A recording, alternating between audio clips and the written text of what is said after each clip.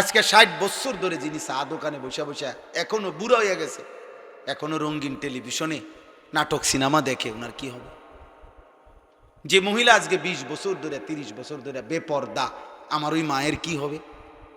যে বোন আমার পরের ছেলের সাথে হারাম সম্পর্ক, অবৈধ সম্পর্ক করে, আমার সেই বোনের কি হবে? আমার যুবক, তুমি যে গত 365 দিনে এক বছরে কোনো দিন ফজরের নামাজ পড়লা না, তোমার কি হবে দোস্ত? হ্যাঁ,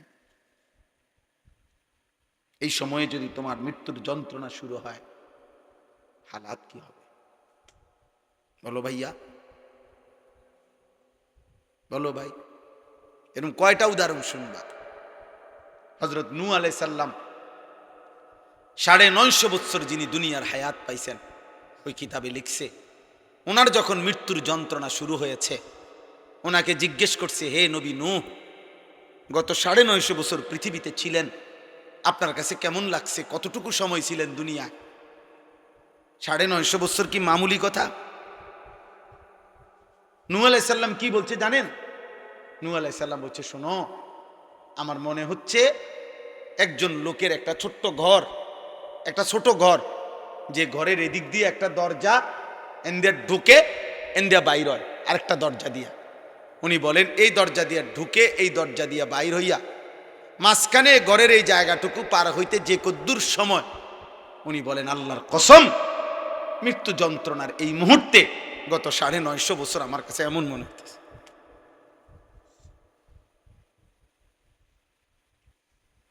তিনি নবী,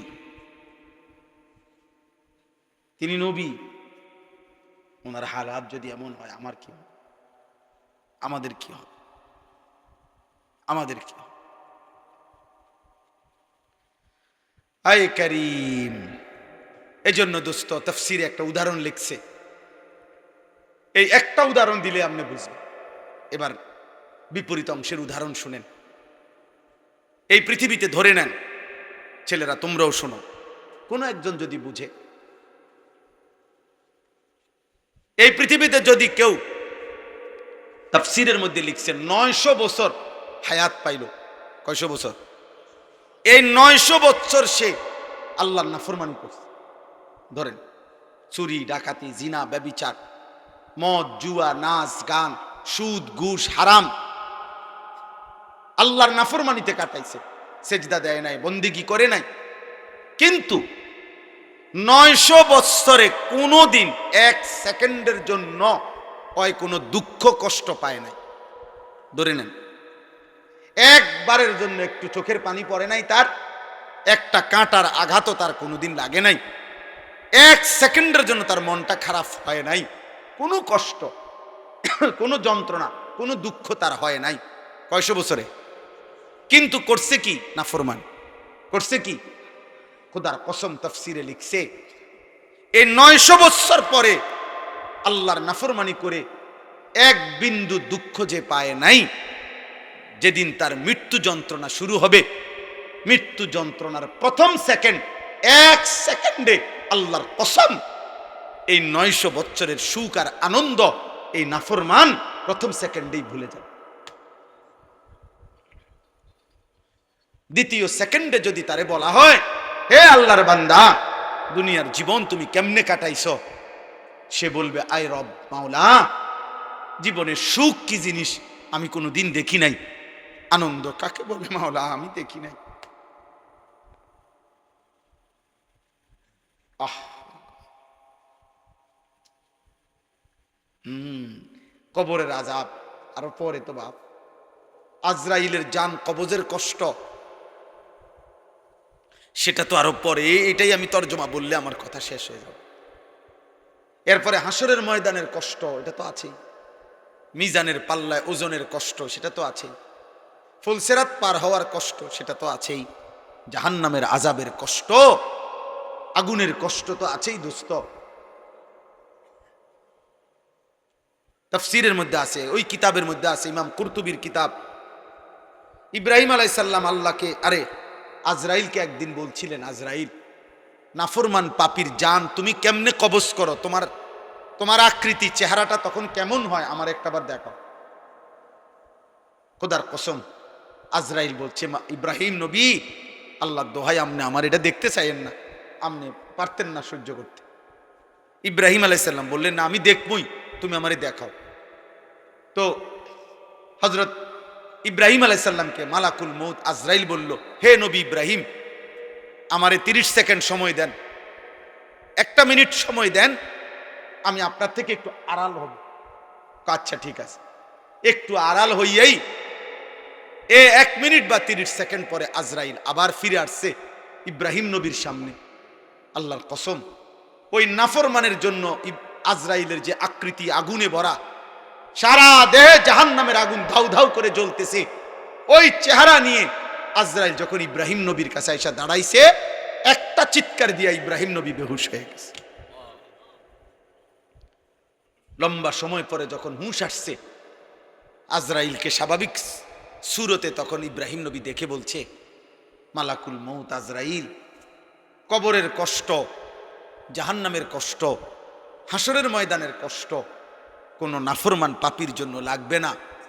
তোমার এই বিভৎস আকৃতি দেখলে, তোমার এই বিভৎস চেহারা দেখলেই জান কবজের সময় কোনো নাফরমানের 70 বছরের পাপের যন্ত্রণার জন্য এটাই যথেষ্ট, আর লাগবে না, আর লাগবে না। 3 নাম্বার, নবী সাল্লাল্লাহু আলাইহি সাল্লামের হাদিসে আছে, আমি নিজে পড়ছি, আল্লাহ নবী সাল্লাল্লাহু আলাইহি সাল্লাম বলছে, কোন নাফরমান পাপীকে আল্লাহ তাআলা ফেরেশতাকে বলবে হাসরের ময়দানে, আল্লাহ বলবে, ওরে, ওইখানে নবী কথা বলছে যে 60 বছরে 70 বছরে যে কোনোদিন দুঃখ পায় নাই, আল্লাহ এরকম সুখের নাফরমান ফেরেশতাকে বলবে, ওরে জাহান্নামের বাহিরটা একটাবার শুধু চারদিকে ঘুরাইয়া আনো, আর জাহান্নামের দরজা বরাবর বাহিরে তারে 1 মিনিটের জন্য 30 সেকেন্ডের জন্য দাঁড় করাইবা, এরপরে নিয়ে আসবা আমার কাছে। ফেরেশতা তাকে জাহান্নামের চারদিকে ঘুরাইয়া জাহান্নামের দরজার কাছে 30 সেকেন্ডের জন্য, 1 মিনিটের জন্য যখন রাখবে, দাঁড় করাবে, জাহান্নামের ভেতর থেকে আগুনের একটা গরম বাতাসের একটা ধাক্কা, বাতাসের একটা ঝটকা এই নাফরমান পাপীর বুকে আইসা লাগবে। এরপরেই ফেরেশতা তাকে আল্লাহর সামনে নিয়ে আসবে। আল্লাহ তাআলা বলবে, আমার বান্দা, গত 70 বছর খুব সুখে এবং আরামেই কাটিয়েছ না? আল্লাহর কসম, নবী বলে, ওই ব্যক্তি তখন বলবে, রব্বুল আলামিন, সুখ কাকে বলে, আনন্দ কাকে বলে আমি জীবনে কখনো দেখিনি। বিশুদ্ধ হাদিস। এজন্য প্রিয় ভাই, রাত অনেক হয়েছে, নয়তো আরো বলতাম। কয়টা শুনবা তুমি? কিসের উপরে ভিত্তি করে যারা নামাজ পড়ছেন না, কেন পড়ছেন না? কোন বিষয়ের উপরে আপনি আস্থা নিলেন? কার উপরে আপনার ভরসা নিলেন? কোন শয়তান, কোন ইবলিস আপনার আস্থা ভরসা দিছে যে তোর কিছু হবে না? কিসের উপরে ভরসা করে সুদ খাইতেছেন, কিস্তি নিতেছেন, হারাম উপার্জন করছেন? বলেন না, কোন কথার উপরে ভরসা করে? যুবক, তোমার কে এমন ভরসা হইল যাকে পেয়ে তুমি আল্লাহকে ছেড়ে দিলা? সুদখোর বাবা, কে আপনারে এরকম ভরসা দিল যাকে পেয়ে আল্লাহকে ছেড়ে দিলেন? বেপর্দা নারীকে বলেন, বেহায়া মহিলাকে বলেন, এই বোন, কে তোমারে এমন ভরসা দিল? মা গাররাকা বিরাব্বিকাল কারীম। আল্লাহ বলে, বান্দা, আমার মতো দয়ালু মেহেরবান মাওলা থেকে কে তোমারে ধোঁকা দিল? আমার চাইতে এমন দয়ালু কারে পেয়ে গেলা, যাকে পেয়ে তুমি আমি আল্লাহকে ছেড়ে দিলা? ছেড়ে দিলা। অতএব বাফ, এবার এই তর্জমাটুকু শুনেন দোস্ত, আমিও আপনিও। ওই যে বললাম, স্বীকার করেন আর নাই করেন, খেয়াল করেন আর ভুলে যান, মৃত্যু আসবে। আসবে তো? কথা বলে না? মনে থাকলেও আসবে, মনে না থাকলেও আসবে তো? 3 বেলা ঠিক মতো খানা খাইলেও মরবেন তো? কথা বলে না? রাজপ্রাসাদের লোকটা মরবে তো? পৃথিবীর সবচেয়ে ক্ষমতাধর লোকটা মরবে তো? পৃথিবীর সবচেয়ে বড় নেতৃত্বের অধিকারী ব্যক্তি মরবে তো? এবার আসেন এই তর্জমাটুকু বলি। তর্জমাটার মূল বক্তব্য হলো, মক্কার কুরাইশ কাফেররা প্রতিনিয়ত আল্লাহ নবীকে বিদ্রুপ করত আর বলতো, মুহাম্মদ, এই যে তুমি বলতেছ আমরা মরে যাব, মরে গেলে আমাদেরকে কবর থেকে আবার হাসর হবে, মিজান হবে, ফুলসেরাত হবে, কবর থেকে আমাদেরকে আবার উঠাবে, কি কও? রিবুজি কথা, রিবুজি কথা। 500 বছর আগের, 300 বছর আগের মাটিতে কারে কোনখানে দাফন করছে, কোন মাটি উইরা কোনান থেকে কই গেছে, কার হাড্ডি গোস্ত মিশা, এখানকার মাটি হয়তো গেছে গা কোন দেশে, কোন দেশের মাটি আইয়া পড়ছে কোনখানে, কোথাকার বালু কোথায় উড়ে গেছে, কই থেকে কারে পাইব, কি কও? মক্কার কাফের বেঈমানরা এটা বলতো। ফাকালাল কাফিরুনা হাদা শাইউন আজীব। মক্কার কাফেররা বলতো, মুহাম্মদ, এটা তো একটা আশ্চর্য কথা, কি কও এগুলা, কি কও? এবং তারা বলতো, হায় আমার শরীর, আমার সিদ্ধান্ত, আমি মন চাইলে খাই, মন চাইলে ঘুমাই, মন চাইলে সামনে যাই, পিছনে যাই, যা ইচ্ছা তাই করতে পারি, তাইলে আমি তো আমার কাছে স্বাধীন, আমারে আবার নিবে কে, উঠাবে কে, হিসাব করবে কে? এইভাবে তারা কোনোভাবেই কবর, হাসর, আখেরাত, বিচার, মিজান, ফুলসেরাত এগুলো বুঝতে চাইতো না। তো আল্লাহ তাআলা এই আয়াতে তাদেরকে একটা বিষয়, এক নাফরমান পাপীদেরকে বুঝাইতে চাইছেন। কি বুঝাইছে? আল্লাহ তাআলা বলেন, তাফসীরের মধ্যে আছে, এই আর অল্প একটু তাফসীরের মধ্যে আছে, প্রত্যেক পাপী, কথাটা বুঝেন, প্রত্যেক নাফরমানের যখন মৃত্যুর সময় হবে, তো মালাকুল মউত আজরাইল তার যখন জান কবজ করতে আসবে, তো নাফরমানের জান কেমনে কবজ করে? তো তাফসীরের মধ্যে আছে, প্রত্যেক নাফরমানের যখন জান কবজের সময় হবে, তো মালাকুল মউত আজরাইল প্রথম তার কলিজার ভিতর থেকে তার রূহটা একটা টান দিয়া ছিঁড়ে ফেলে। এই টান দিয়া যখন রূহটা ছিঁড়ে ফেলবে, তখন রূহটা আইসা এই কণ্ঠনালী এখানে আইসা আটকায় যাবে। এটারে বলে হুলকুম অথবা তারাকি, কাল্লা ইদা বালাগাতিত তারাকি, অথবা ফালাউলা ইদা বালাগাতিল হুলকুম। এই যে না, এই কণ্ঠনালীর অগ্রভাগে এসে রূহটা আটকায় যাবে, এবার আর এটা বাইরও হয় না, ভিতরেও যায় না, এই অবস্থায় থাকে। এরপরে আপনি এইটা দিয়ে খুব বুঝবেন সহজ। ওই দেখেন তো, এই যে টিস্যুর এই কাগজগুলো, এটা দেখেন বের করা খুব সহজ, এই যে টান দিলেই বের হয়, দেখছেন? এটা সহজ না? আচ্ছা, এই যে এগুলো দেখছেন, এই কাগজটা এনে একটা আলগা পলিথিন আছে, কথা বলেন না, এটার সাথে এমনভাবে লাগানো যে এটা চাইলেই আমরা টান দিলে খুলে না। এইটা যদি খুলতে হয়, এই পলিথিনটা কেমনে খুলতে হইব? এইটা এরকম টাইনে টাইনে ছিটতে হবে, ঠিক না? এই তাফসীরের মধ্যে লিখছে, নাফরমান পাপীর এই রূহটা কণ্ঠনালী থেকে মালাকুল মউত আজরাইল এরকম টাইনা টাইনা ছিঁড়া ছিঁড়া বাইর করে। এক, অথবা কাবাবের শিকে, কাবাব, যারা গোশতের কাবাব খায়, শিক মানে লোহার শিকের মধ্যে ফেঁসায়া ফেঁসায়া আপনার কাবাব বানায়, এই কাবাব থেকে, শিক থেকে যেরকম গোশত টাইনা টাইনা টুকরা টুকরা বের করে, মালাকুল মউত আজরাইল রূহটা এইভাবে কাবাবের শিক থেকে কাবাব যেভাবে টেনে টেনে ছিঁড়ে, এভাবে ছিঁড়ে ফেলে, এভাবে ছিঁড়ে, এভাবে ছিঁড়ে ফেলে।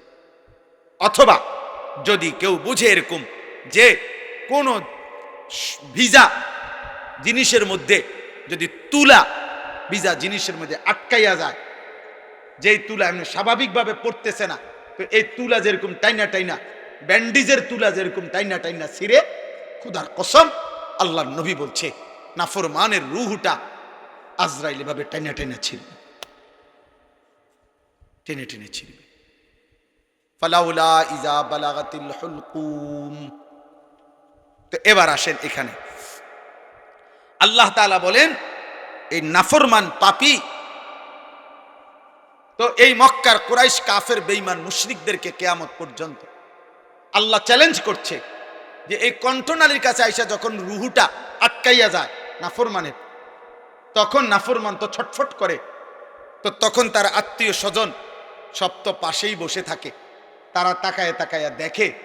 তো আল্লাহ বলে, হে নাফরমানরা, যেহেতু তোমরা বলতেছো তোমার শরীর, তোমার স্বাধীনতা, তোমার ইচ্ছা, তোমার যা মন চায়, তোমার সব ক্ষমতা, এখন এই মুহূর্তে তোমার এই নাফরমান আত্মীয় যার কণ্ঠনালী আটকায় গেছে রুহু কণ্ঠনালীতে, এখান থেকে তার রুহুকে আগের জায়গায় ফেরত দাও।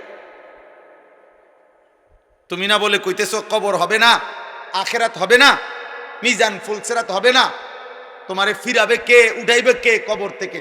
তো যেহেতু তোমার এই ক্ষমতা, তো এখন তার জিউনাহা, এই রুহুটাকে এখান থেকে আগের জায়গায় ফেরত দাও। আনত সম্ভব? কথা বলে না সম্ভব কারো পক্ষে? তো আল্লাহ তাআলা বলেন, যদি সম্ভব না হয় তো আল্লাহ তাআলার ক্ষমতার সামনে অহংকার করছো কেন? আল্লাহর ক্ষমতার সামনে যুক্তি দেখাচ্ছ কেন? যুক্তি দেখাইতেছ, এই কথাটাই আল্লাহ বলছে। ফালাউলা ইজা বালাগাতিল হুলকুম, যখন রূহু এসে যাবে কণ্ঠনালীর কাছে, ওয়া আনতুম হিনা ইদিন তানজুরুন, তোমরা স্বজনরা তখন চারদিকে তাকে দেখতেই থাকবা। ওয়া নাহনু আকরাবু ইলাইহি মিনকুম ওয়ালাকিন লা তুবসিরুন, আল্লাহ বলেন, এবং আমি আল্লাহ তখন তোমার ওই ব্যক্তির সামনে আমি আছি, আমি তার নিকটেই আছি, যদিও তোমরা দেখতেছ না, আমি আছি, আমি আছি। আচ্ছা, আমি আল্লাহ দাঁড়াইলাম, আল্লাহ বলতেছে আমিও আছি, তোমরাও আসো। তেও হইয়া রইছে, আজরাইলও টান মারছে। বুঝেন না কথাটা? পজিশনটা বুঝছেন না? আল্লাহ বলছে আমিও আছি, তোমরাও আসো। তারও অবস্থা খারাপ, কণ্ঠনালীর কাছে রুহু চলে আসছে। এবার আমি আল্লাহ চ্যালেঞ্জ করলাম, ফালাউলা ইন কুনতুম গায়রা মাদিনিন, তোমরা যদি মনে করে থাকো তোমাদেরকে কবরে নেওয়া হবে না, আখেরাতে উঠানো হবে না, পুনরায় হাসরের ময়দানে একত্রিত করা হবে না, তাহলে তারজিউনাহা ইন কুনতুম সাদিকিন, তোমাদের দাবিতে যদি তোমরা সত্যবাদী হয়ে থাকো তাহলে এই রুহু ফেরত দাও। দাও, এই রুহু ফিরায় দাও, এই রুহু আপন জায়গায় বসায় দাও। সম্ভব? কথা বলে না সম্ভব? তাহলে আল্লাহকে অস্বীকার করছো কেন? এমন মৃত্যু কি তুমি আর দেখো নাই? এমন লাশ কি তুমি আর দেখো নাই? এমন কারো জানাজা কি তুমি পড়ো নাই? বলো, যেই লাশের জানাজা পড়ছো তুমি খবর নাও, তার স্বজনরাও তো তারে বাঁচাইতে চেষ্টা করছে, তারে চান্দিনার থেকে ঢাকা নিছে, ঢাকার থেকে ইন্ডিয়া নিছে, ইন্ডিয়ার থেকে ব্যাংকক নিছে, ব্যাংকক থেকে তারে লন্ডন নিছে, খবর নাও। তাকেও তো বাঁচাবার জন্য বারবার চেষ্টা করছে, কিন্তু কেউ তো ফিরাইতে পারলো না। আমি আল্লাহ তো নিয়েই গেলাম। তাহলে তোমার চোখের সামনে যেহেতু প্রতিনিয়ত মানুষ মরছে, চলেই যাচ্ছে, তুমিও তো চলে যাও, তুমিও তো চলে যাবে। তাহলে কেন এই বাড়াবাড়ি, কেন এই অহংকার? এমন যদি হতো যে আমার যে, এই বেটা বাবা বসো, আব্বা বসো, এমন যদি হইতো যে আমার এই পরিমাণ শক্তি, ক্ষমতা, দল, পদ, পদবী আছে, সম্পদ আছে, যে আমি মৃত্যু থেকে ঠেকাইতে পারবো, এমন কি সম্ভব? কথা বলেন না? এই শেষ কথা বলেন। অতএব দোস্ত আমার, কোনোভাবেই মৃত্যুর এই অনিবার্য বাস্তবতাকে আমরা হারাইতে পারবো না, সরাইতে পারবো। মৃত্যু এসে আমাদের সব আয়োজন থামাই দিবে, সব ব্যস্ততা থামাই দিবে। নবীজি বলছেন সাল্লাল্লাহু আলাইহি সাল্লাম, ধরে নেন, নবীজি উদাহরণ দিয়ে বুঝাইছেন যে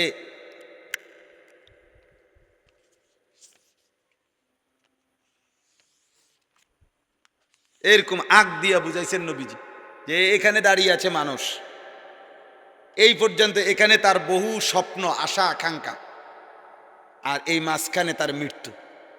অর্থাৎ সে এখানে দাঁড়িয়ে এই পর্যন্ত পৌঁছার স্বপ্ন দেখতেছে, কিন্তু মাঝখানের এই মৃত্যু আইসা তারে কবরে নিয়ে গেছে। নবীজি আইকা বুঝাইছে, আইকা নাকি আব্বা? হাদিসে আছে না, আইকা বুঝাইছে, হাত দিয়ে আইকা বুঝাইছে, জমিনের মধ্যে রেখা আইকা বুঝাইছে। আইকা বুঝা আশাটা বড়, আশাটা কি লম্বা। আরেকটা উদাহরণ দিছে নবী চতুর্ভুজের, এরকম আল্লাহ নবী বলছেন এ চার চার কোণাওয়ালা, এইটা হইল মানুষ। আর এই ঘরের চাইতে বেশি ডাইনে বামে একটু বাড়তি, এটা হলো তার আশাগুলো। কিন্তু এই আশাগুলো পর্যন্ত বাস্তবায়ন, মাঝখানে অসংখ্য তার বিপদ মুসিবত, এগুলা পার করে তার হায়াতের চাইতে লম্বা এই আশা সে পূরণ করতে পারে না, তার আগেই কবরে চলে যায়। আল্লাহ কোরআনে বলছে যারহুম ইয়াকুলু ওয়া ইয়াতামাত্তাউ ওয়া ইউলহিহিমুল আমাল ফাসাউফা ইয়ালামুন। আল্লাহ বলে আমার নাফরমান বান্দারে ছেড়ে দাও, ও কতক্ষণ খাক, দুনিয়া উপভোগ করুক, আর লম্বা লম্বা আশা পোষণ করুক, অল্প সময়ের মধ্যেই সে জানতে পারবে মৃত্যু এসে তারে থামিয়ে দেবে। মৃত্যু তার সোমবারে চার ডালাই, রবিবারে কবরে।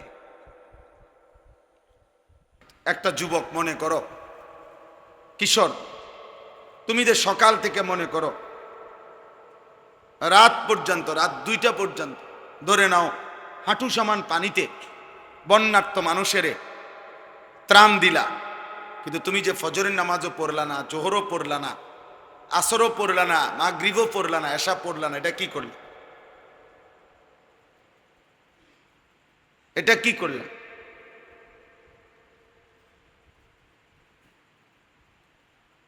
তাইলে তুমি যে সকাল 7টা থেকে নিয়ে রাত 12টা পর্যন্ত গ্রামের 2 পাশের রাস্তা সব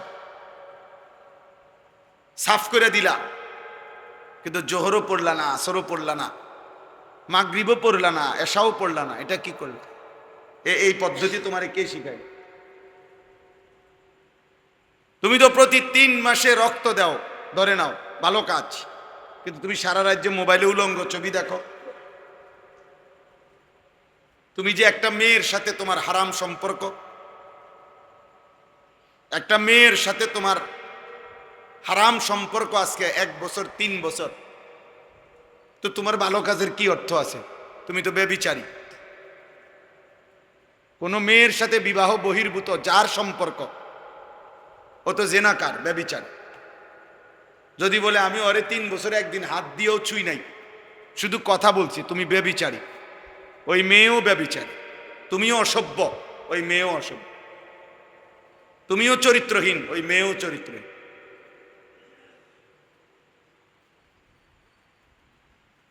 হ্যাঁ, আমি বললাম রাসূলুল্লাহ সাল্লাল্লাহু আলাইহি সাল্লাম বলছে চোখেরও জিনা হয়, হাতেরও জিনা হয়, কানেরও জিনা হয়, পায়েরও জিনা হয়, জিহ্বারও জিনা হয়, অন্তরেরও জিনা হয়, লজ্জাস্থানেরও জিনা হয়।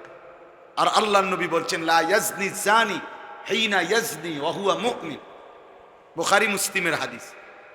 নবী বলছে যখন কোনো ব্যভিচারী জিনা করে সে মুমিন থাকে না, ঈমানদার থাকে। কোন নেশাখোর যখন নেশা করে, লা ইয়াশরাবুল খামরা হিনা ইয়াশরাবু ওয়া হুয়া মুমিন, কোন নেশাখোর যখন নেশা করে, নবী বলছেন স্পষ্ট সে মুমিন থাকেন। লা ইয়াসরিকু সারিকু হিনা ইয়াসরিকু ওয়া হুয়া মুমিন, নবীজি বলছে কোন চোর যখন চুরি করে সে মুমিন থাকে, সে মুমিন থাকে। তাইলে এই ভালো কাজের কি অর্থ আছে? একবেলা ভালো কাজ, একবেলা মানুষের বেডি সাউন্ড, বুঝেন না এমনি কথা? একবেলা করলেন জনকল্যাণ, আরেক বেলা উলঙ্গ ছবি দেখলেন। হ্যাঁ, সাবধান। স্পষ্ট বলে, একজন ছেলে হলে একজনই মনে রাখবে, নওজোয়ান নিজেকে ভুলে, নিজের ঈমান, নিজের আমল, নিজের সেজদা, নিজের তাকওয়া, নিজের গুনাহমুক্ত জীবন, নিজের নবী সাল্লাল্লাহু আলাইহি সাল্লামের সুন্নাতের অনুসরণ, এটা বাদ দিয়ে অন্যের পরোপকার তেমন কোনো উল্লেখযোগ্য ফায়দা আনে না। এরকম মানব দরদি, এমন জনসেবক, জনদরদি বহুত আছে। অনেক কাফের মুশরিক আছে আমাদের চাইতে বেশি মানব দরদি। এই পৃথিবীতে অগণিত আছে। এই পৃথিবীতে বহু কাফের মুশরিক আছে যারা পৃথিবীতে সেবার অনেক বড় উপমা, দৃষ্টান্ত, অনেক বিশাল সেবার উপমা করছেন মানুষের সামনে, পৃথিবীর সামনে। কিন্তু ঈমান না থাকার কারণে তাদের ওই সেবা, ওই ভালো কাজ কিয়ামতের দিন এক বিন্দু, এক জাররা আখিরাতে কবরে কোনো উপকারে আসবে। কোরআনুল কারীমের মধ্যে আছে, আল্লাহ বলছে ফালা নুকিমু লাহুম ইয়াউমাল কিয়ামাতি ওয়াজনা। কোন বেঈমান, কোন নাফরমান মুশরিক কিয়ামতের দিন তার কোনো কাজ যত ভালো হোক সেটা মিজানের পাল্লায় এক বিন্দু নেকি হিসাবে ওজন আসবে না, 100 গ্রামও হবে না। এই পৃথিবীর সবগুলো ভালো কাজ সে করুক। কোরআনুল কারীমের মধ্যে আছে, আল্লাহ বলছেন কুল হাল নুনাব্বিউকুম বিল আখসারিনা আমালা। হে নবী, আপনি বলুন দুনিয়াবাসী তোমাদের কার কার আমল, মেহনত, পরিশ্রম খাসারা, ক্ষতিগ্রস্ত আমি কি শোনাবো? মানে মেহনত করে গেছো 60 বছর, 30 বছর, 40 বছর, 50 বছর পরিশ্রম করছো, অথচ সেটা আখসারিন, ক্ষতিগ্রস্ত, খাসারা, লস, বৃথা, বেহুদা। আল্লাহ বলেন আমি কি সেটা বলবো? হে নবী, আপনি বলেন আল্লাযীনা যাল্লা সা'য়ুহুম ফিল হায়াতিদ দুনিয়া ওয়া হুম ইয়াহসাবুনা আন্নাহুম ইউহসিনুনা সুনআ। যারা তাদের দুনিয়ার জীবনের সমস্ত চেষ্টা, পরিশ্রম ব্যয় করছে কিন্তু পথভ্রষ্ট হয়ে, অর্থাৎ আল্লাহ তাআলার প্রতি ঈমান না রেখে, আমল না রেখে, আল্লাহকে সেজদা না করে, ওয়াহুম ইয়াহসাবুনা আন্নাহুম ইউহসিনুনা সুনআ, এবং তারা নিজেরা মনে মনে ভাবতেছে খুব বেশি ভালো কাজ করেছে। আল্লাহ তাআলা বলেন ওরা আখসারিন, ওরা সবচেয়ে বেশি ক্ষতিগ্রস্ত, ক্ষতিগ্রস্ত, ক্ষতিগ্রস্ত। এই জন্য যুবক, তুমি যদি বাংলাদেশ মাথা তো তুলে লাও, আর তুমি যদি গ্রামের মাটি সব কান্দি লইয়ে লাও, কিন্তু সেজদা না দাও, আল্লাহর গোলামি না করো, তোমার চুল, চেহারা, লেবাস, পোশাকের মধ্যে যদি পবিত্রতা, নবীজির সুন্নাত, সৌন্দর্য না থাকে, তুমি যদি রাত গভীরের একাকিত্বে, অন্ধকারে, আড়ালে নারী ছবি আর উলঙ্গ দৃশ্য নিয়ে ব্যস্ত থাকো, এই পৃথিবীর সমস্ত ভালো কাজও তোমাকে আখিরাতের মুক্তি এনে দিবে না। আমি বললাম, আমার নাম আনিসুর রহমান, আমার নাম মনে রাখো। দাল্লা সা'য়ুহুম ফিল হায়াতিদ দুনিয়া, খাসারা, খাসারা, খাসারা। এই জন্য মৌলানা সাহেব উপযুক্ত আলেমে দ্বীন, একজন আলেমে দ্বীনের রাহবারি জরুর, তত্ত্বাবধান জরুর। এই জন্য আমি সবসময় বলি, মানব সেবা 2 ধরনের হয় আমাদের দেশে, সারা পৃথিবীতে। কেউ আছে মানুষের জীবন জীবিকার, মানুষের জীবন চলার, কথাটা মনোযোগ দিয়ে বোঝেন। মানব সেবা 2টা, মানুষের কল্যাণ হয় 2টা। একটা হলো মানুষের জীবন জীবিকার জন্য বিভিন্ন প্রয়োজন, আসবাব, সরঞ্জামাদি ব্যাপকভাবে ব্যবস্থা করে দাও। কাউরে টিন, কাউরে শীতবস্ত্র, কাউরে কম্বল, কাউরে চাউল, কাউরে ডাল, কাউরে সেলাই মেশিন, কাউরে পরীক্ষার কাগজ কলম, হ্যাঁ এরকম এরকম, কাউরে 2000 করে টাকা, কাউরে 500 করে টাকা, এরকম জনকল্যাণমূলক, সেবামূলক কাজ সারা পৃথিবীতে ব্যাপক হয়। এটা কাফেররাও করে, মুশরিকরাও করে, এটা ইসলাম বিরোধীরাও করে, এবং সাধারণ শ্রেণীর সর্বশ্রেণীর মুসলিম যুবক কিশোর এরাও অনেকে করে, এটা একটা সেবা। কিন্তু আরেকটা মানব সেবা হলো, আরেকটা মানব কল্যাণ হলো এক মানুষকে জিন্দিগি পরিবর্তন করে দেওয়া, তারে ইমানের সন্ধান দেওয়া, তারে আখেরাতের সন্ধান দেওয়া, তাকে তার রব আল্লাহর সাথে মিলাইয়া দেওয়া, তাকে তার নবী মুহাম্মদ সাল্লাল্লাহু আলাইহি সাল্লামের সুন্নাতের উপরে তুলে দেওয়া, তারে সেজদার মধ্যে নত করে দেওয়া, তারে হালাল হারামের পার্থক্য বুঝার মতো কলিজার মধ্যে বিবেক অনুভূতি আর তার জিন্দিগির গুনাহের প্রতি তার অনুশোচনা তৈরি করে দেওয়া, খোদার কসম এটা হচ্ছে সর্বশ্রেষ্ঠ মানব কল্যাণ। যদিও আমরা বুঝতে চাই না, এটা কঠিন, এটা কঠিন। সবারই একটা একটা ছাগল দিয়ে দেওয়া সহজ, আপনি টেহা দই না লোক পাইবেন। আপনি সিদ্ধান্ত নেন যে আমরা এই গ্রামের 300 মানুষকে একটা একটা করে টিউবওয়েল দেব, আপনারা সবাই সহযোগিতা করেন। তোমরা যদি 30 জন ছেলে গ্রামে হাঁটো, বাজারে বাজারে হাঁটো, টাকা কালেকশন করো, ইনশাআল্লাহ 1 সপ্তাহ লাগবে না,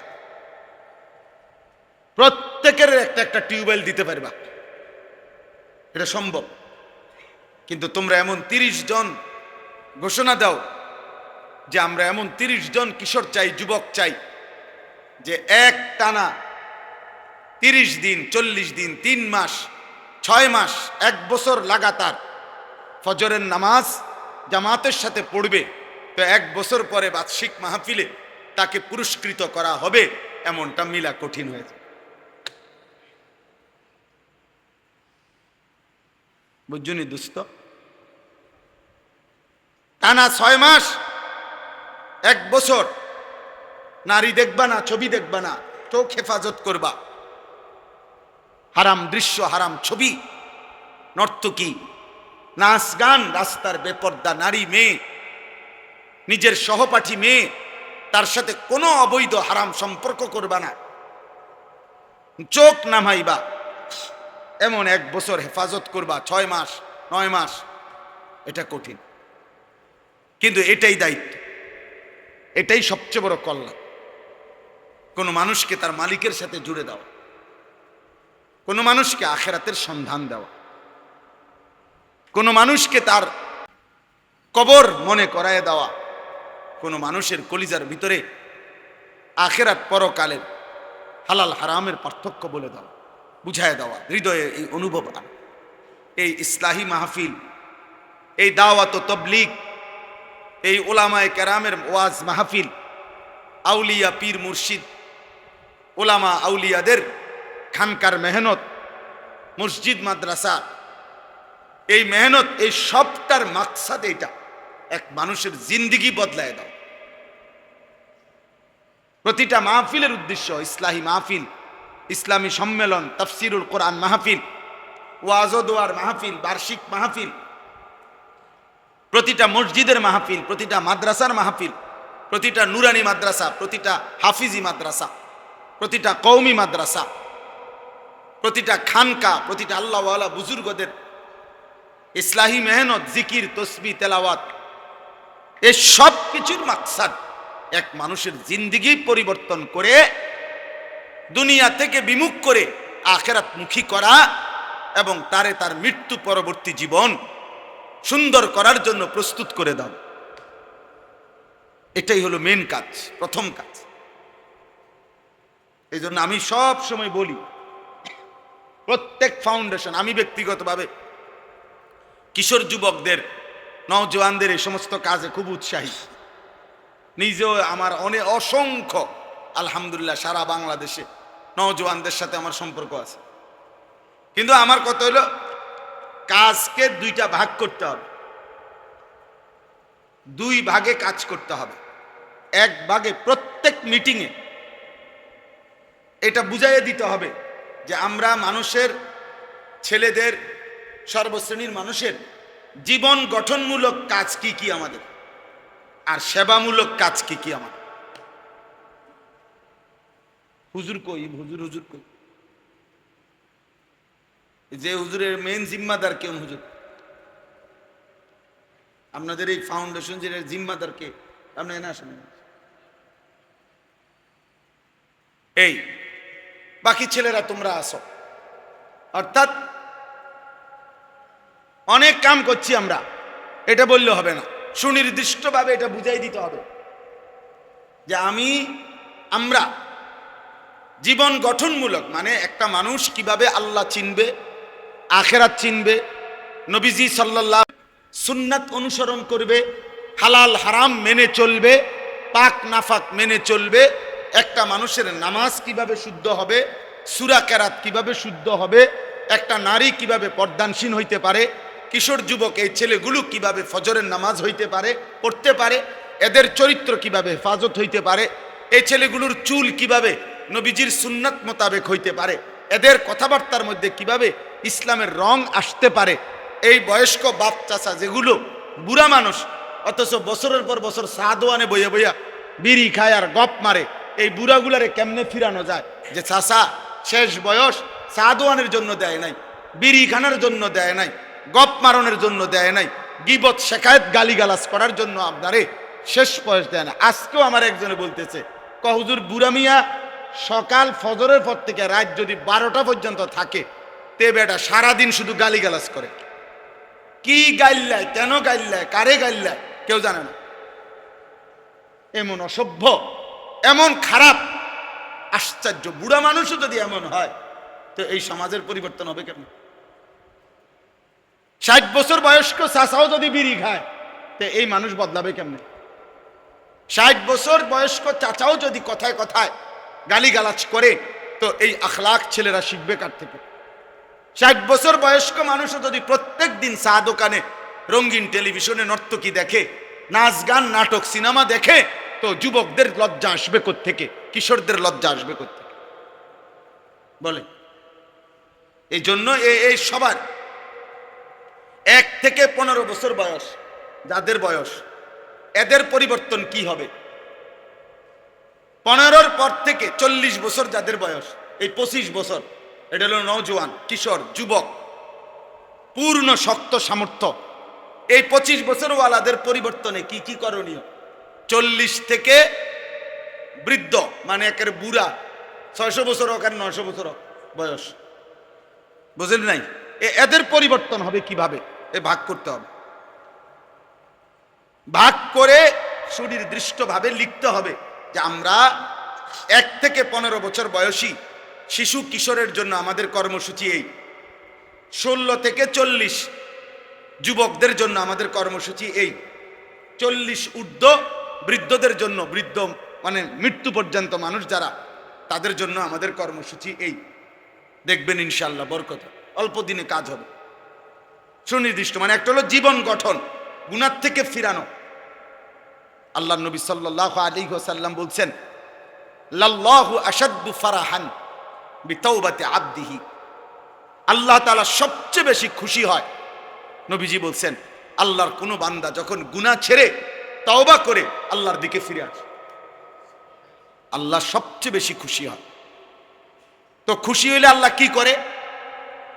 হাদিসের মধ্যে আছে, আল্লাহ যখন কোনো বান্দা তওবা করে, গুনাহ ছেড়ে দেয়, ফিরে আসে আল্লাহর দিকে, আল্লাহ খুশিতে তখন ফেরেশতাদেরকে বলে, আমার 7 আসমান সাজিয়ে দাও, আমার জান্নাতটা সাজিয়ে দাও। ফেরেশতারা সাজিয়ে দেয় আর বলে, আল্লাহ আসমান কেন সাজাইলেন, জান্নাত কেন সাজাইলেন? তো আল্লাহ তাআলা বলে, আসলাহাল আবদু মাওলাহু। শোনো, আজ 40 বছর পরে, আর 30 বছর পরে, 60 বছর পরে, 20 বছর পরে, 1 বছর পরে আমার এক ভেগে যাওয়া বান্দা, আমার এক ভেগে যাওয়া গোলাম যে আমার থেকে চলে গেছিল, বাইকে গেছিল, ও আজকে আমি মালিকের সাথে তার সম্পর্ক ঠিক করে ফেলছি। আমার ভেগে যাওয়া গোলাম তওবা করে সেজদা করে আমার কাছে ফিরে আসছে রে, এজন্য আমি এই খুশিতে আসমান সাজিয়ে দিলাম, জান্নাত সাজিয়ে দিলাম। এখন নিয়ম হলো, হারানো ব্যক্তি, হারানো জিনিস যে খুঁজে দেয়, যে আইনা দেয়, যার মাধ্যমে পায়, মানুষ তাকে পুরস্কৃত করে, করে কিনা? এটা নিয়ম না।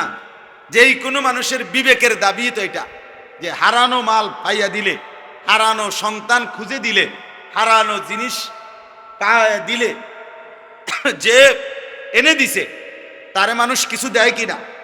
তো এখন বলেন, আল্লাহ নবী বলতেছেন, আল্লাহর কোন বান্দা যখন ফিরে আসে গুনাহ ছেড়ে আল্লাহর দিকে, সেজদার দিকে, আল্লাহর ইবাদতের দিকে, তো আল্লাহ সবচেয়ে বেশি খুশি হয়। তো তখন নিশ্চয়ই আল্লাহ তালাশ করে কার মাধ্যমে আমার এই বান্দা আমার দিকে ফিরে আসে। যুগ যুগ ধরে মানুষের একটা নিয়ম, মাহফিলওয়ালাদের একটা সবচেয়ে বেশি বদ অভ্যাস, যে মাহফিলের মাইকের ক্ষেত্রে সবসময় গাফেল। এটা মনে রাখবেন, এটা একটা মূলনীতি, আমার 21 বছরের অভিজ্ঞতা। মানুষ এখানে আইসা বখিরি করে, অসল উন্দুরের ওষুধ বেশি না, কোনো মাইক, কথা বুঝেন নাই? হ্যাঁ, না না, এটাই মূল কারণ। এই যে এটার স্ট্যান্ড নাই, একজন অপারেটর নাই, এটা চালাইন না কেউ নাই, কারণ এটার কোনো দরকার নাই। তো এমনি মাতবুরি শুধু দেখাই লাইলাম, অনেক কিছু করে লাইছি, কথা বুঝছেন না? এই হলো, এখন এটার আওয়াজ আসে না, এটার ওই হুইয়া বয়ে বয়ে খটর খটর করতে আসে, এই খটর খটরের সময় শেষ। হ্যাঁ, আমি কিন্তু মিনিট মিনিট সময় দেখতেছি, 15 বাজলে আমি 15 থেকে 20-এর ভিতরে শেষ করে দেব। তাইলে এই জন্য বললাম, আমার ভাই, আল্লাহ তাআলা তখন তালাশ করে যে আমার এই বান্দা কার মাধ্যমে মসজিদে ঢুকলো, আমার এই বান্দা কার মাধ্যমে তওবা করলো, আমার এই বান্দা কার মাধ্যমে আজ আমি আল্লাহকে সেজদা করে, আমার এই বান্দা কার মাধ্যমে গুনাহ ছেড়ে দিল। তো যখন আল্লাহ দেখে ওই বান্দা ওদের চেষ্টায়, তো আল্লাহ তাআলা তাদেরকে অনেক বেশি পুরস্কৃত করে।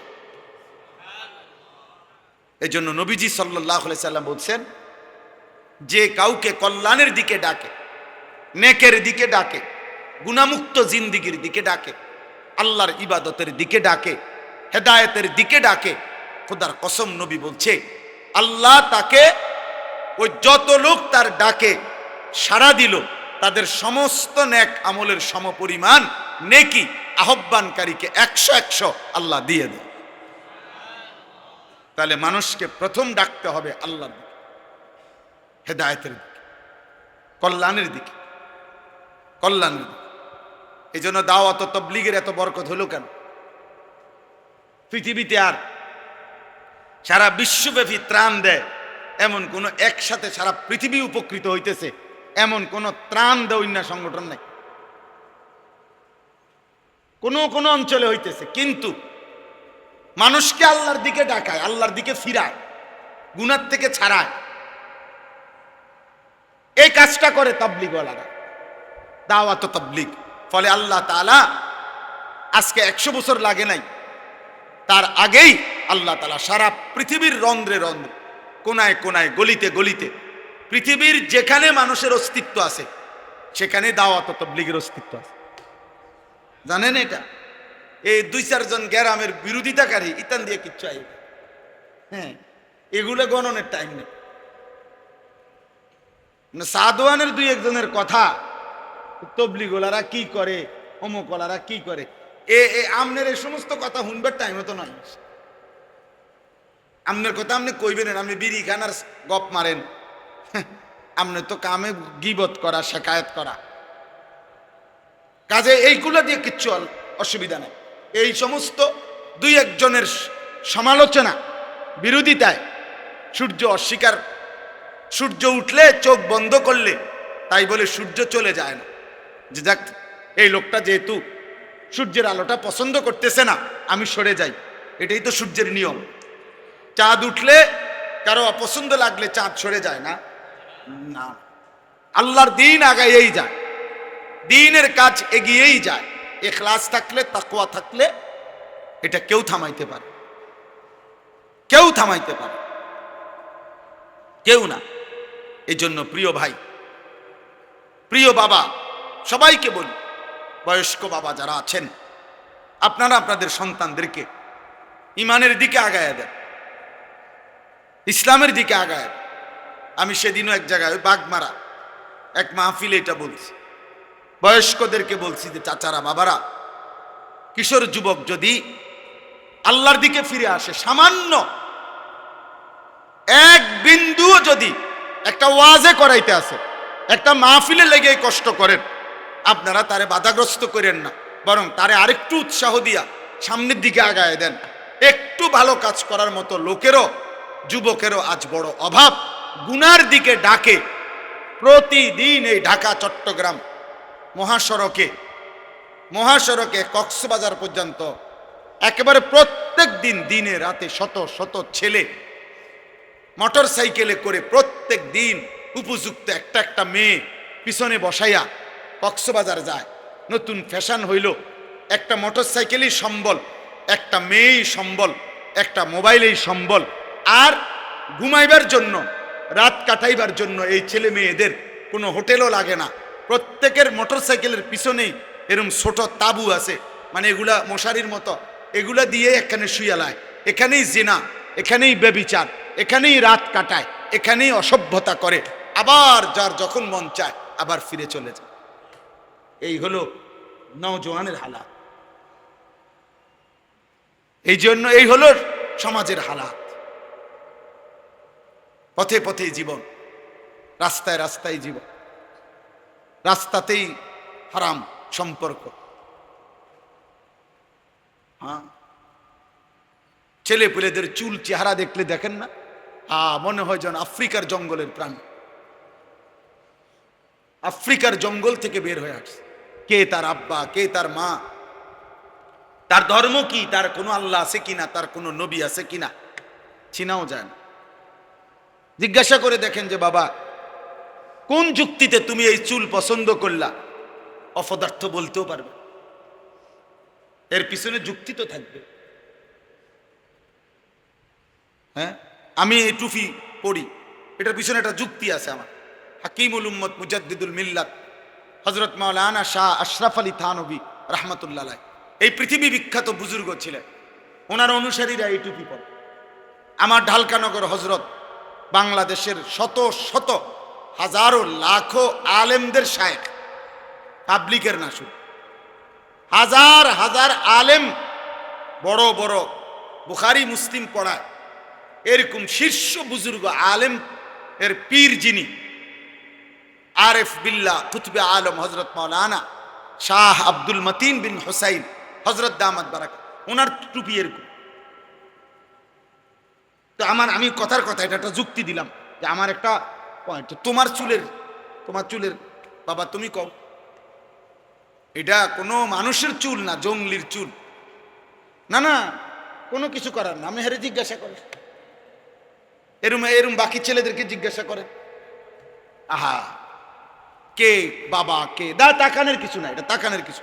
আমি ওর সাথে কোনো আমার দুশ্মনী না, আমি ওকে বলতে মাকসাদ বুঝাইছি না,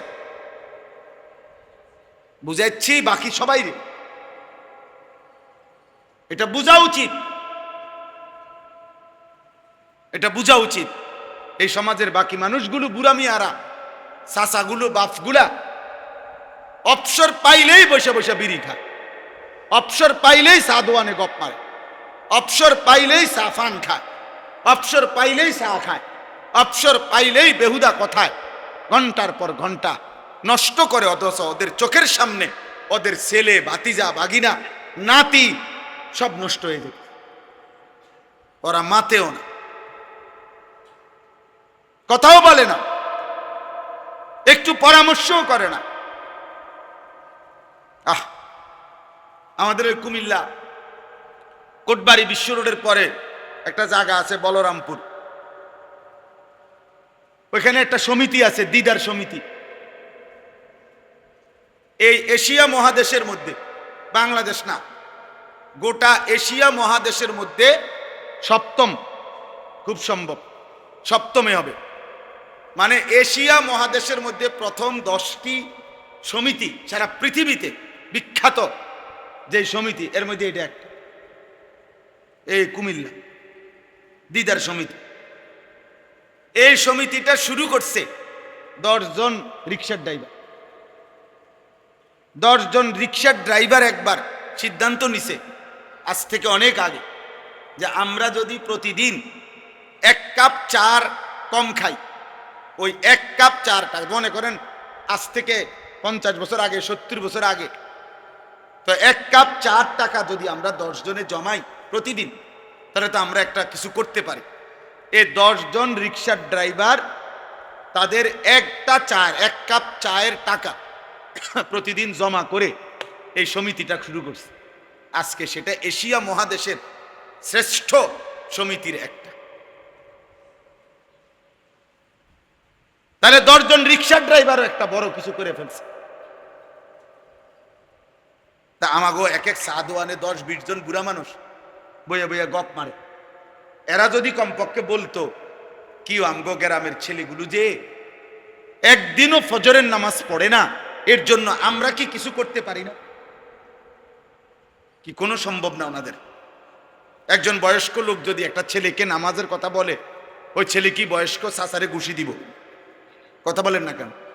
তাইলে হয়তো প্রত্যাখ্যান করবে, পাশ কাইটা চলে যাবে, কিন্তু 1 দিন 2 দিন 10 দিন 50 দিন হতে পারে, আল্লাহর দয়া হলে একদিন সে নামাজি হয়ে যাবে,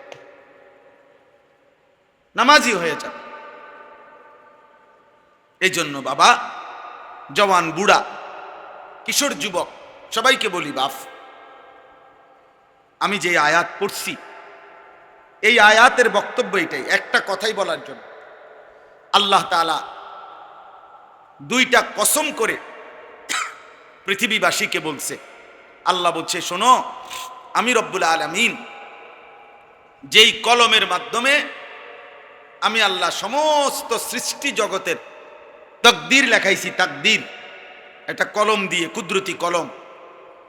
আল্লাহ বলেন, আমি সেই কলমের কসম করছি, ওয়ামা ইয়াসতুরুন, এবং ওই কলম দ্বারা আমি আল্লাহ আমার গোটা সৃষ্টি জগতের যত তাকদীর লেখাইছি এই সমস্ত লেখার কসম করছি।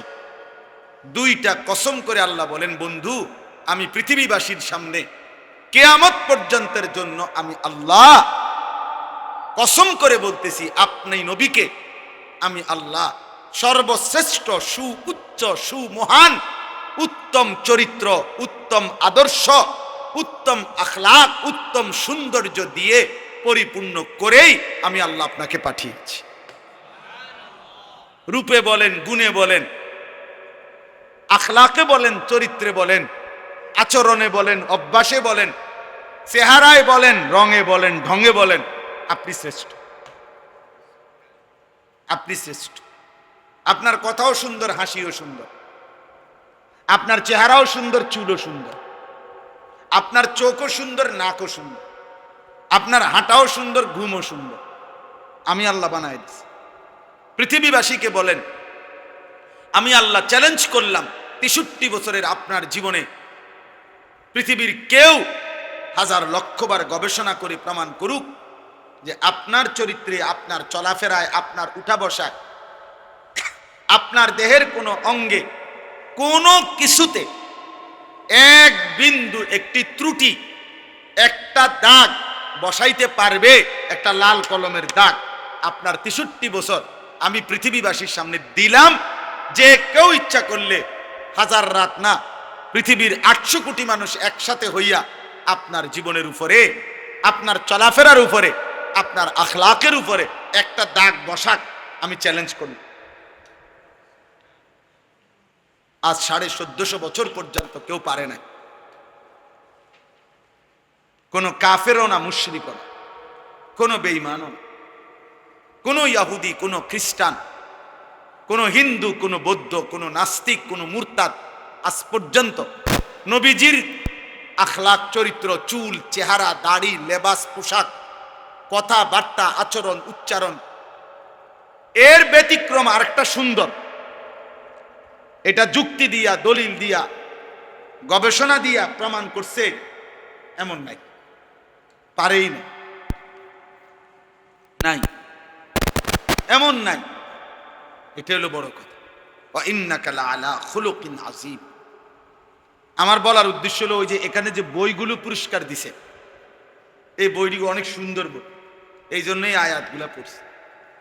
এই বই সবগুলো নবীজি সাল্লাল্লাহু আলাইহি সাল্লামের সুন্নাতের উপরে, সিরাতের উপরে, নবীজির আখলাকের উপরে, নবীজির জীবনের কোনো না কোনো একটা বিষয়ের উপরে এই বইগুলো অসাধারণ। ভালো লাগছে, এই জন্য এই আয়াত। ওয়া ইন্নাকা লাআলা খুলুকিন আযীম। নবীজি সাল্লাল্লাহু আলাইহি, ওই যে এই বই দেখিয়ে দাও স্যার, এই যে এটা দেখেন কেমন ছিল প্রিয় নবীর আলাপচারিতা। তিনি কথা বলতেন কিভাবে, কারোর সাথে মিশতেন কিভাবে, তার শব্দ উচ্চারণ কেমন ছিল, এটার মধ্যে দাস। ওই আরেকটা বই দেখছি রহমতে আলম সাল্লাল্লাহু আলাইহি ওয়াসাল্লাম, ও হুজুরকে যেটা দিছে, যেমন ছিলেন নবীজি সাল্লাল্লাহু আলাইহি ওয়াসাল্লাম। শায়েখ মোহাম্মদ সালেহ আল মুনাজ্জিদ, পৃথিবী বিখ্যাত মনীষী, তিনি বর্তমান সময়ে অনেক উঁচা মাপের আলেম, উনি লিখছেন। এই জন্য বললাম আমি নিজেও আলহামদুলিল্লাহ প্রত্যেক দিন আমার যে কোনো মাহফিলে আমি এই কিতাবটা বিক্রি করি।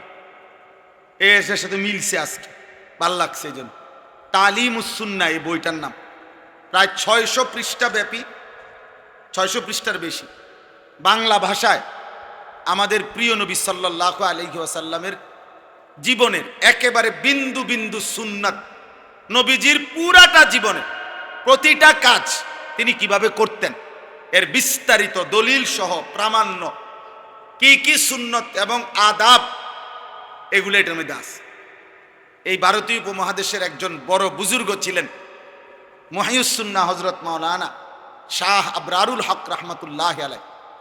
ওনার একজন বড় খলিফা বাংলাদেশের, ঢাকা গাজীপুর কাপাসিয়ার হজরত অধ্যক্ষ মিজানুর রহমান চৌধুরী হজরত এই বইটা লিখছেন।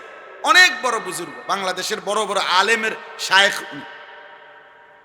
আমি ইচ্ছা করে হজরতের কাছে, এইটার আপনাদের এই কাজের সাথে আমারও একটা মিল, আমি এবার শায়েখের কাছে, উনি অনেক বড় বুজুর্গ, ওনারে আমি টার্গেট নিছি হুজুরের কাছ থেকে আমি এটা আনাই, এই গাজীপুর থেকে এই বই আনায় বিক্রি করি 400 টাকা মূল্যে। আমি হজরতের কাছে বলছি যে হজরত, আমি আশা করছি এবার রমজানের আগে আগে মাহফিল সিজনে আমি কমপক্ষে 5000 বই এটা বিক্রি করব ইনশাআল্লাহ। আমার একটা উদ্দেশ্য, কি উদ্দেশ্য হলো উম্মতের ঘরে ঘরে আমাদের নবীজির সুন্নাতের উপরে পূর্ণাঙ্গ একটা বই ঘরে ঘরে পৌঁছুক। এত বড় বিস্তারিত বই আছে, আরো আছে ছোট ছোট, কিন্তু এত সুন্দর সমৃদ্ধ আর নাই। আগে মুসলমানের ঘরে ঘরে মুকসুদুল মুমিনিন বই থাকতো, বেহেশতি যে ওর বই ঘরে ঘরে থাকতো, মা চাচি দাদি নানি সবাই পড়তো।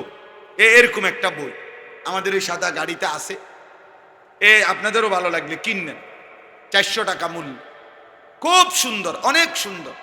আমারও একটা স্বপ্ন রাসূলুল্লাহ সাল্লাল্লাহু আলাইহি সাল্লামের সুন্নাত উম্মতের ঘরে ঘরে পৌঁছে, মানুষের ঘরে ঘরে পৌঁছে ইনশাআল্লাহ। দেখবেন, সর্বশেষ কথা হলো, এটা মনে রাখেন, বয়স্ক বাবা চাচাদেরকে বলি, এটা আমার গুরুত্বপূর্ণ কথা।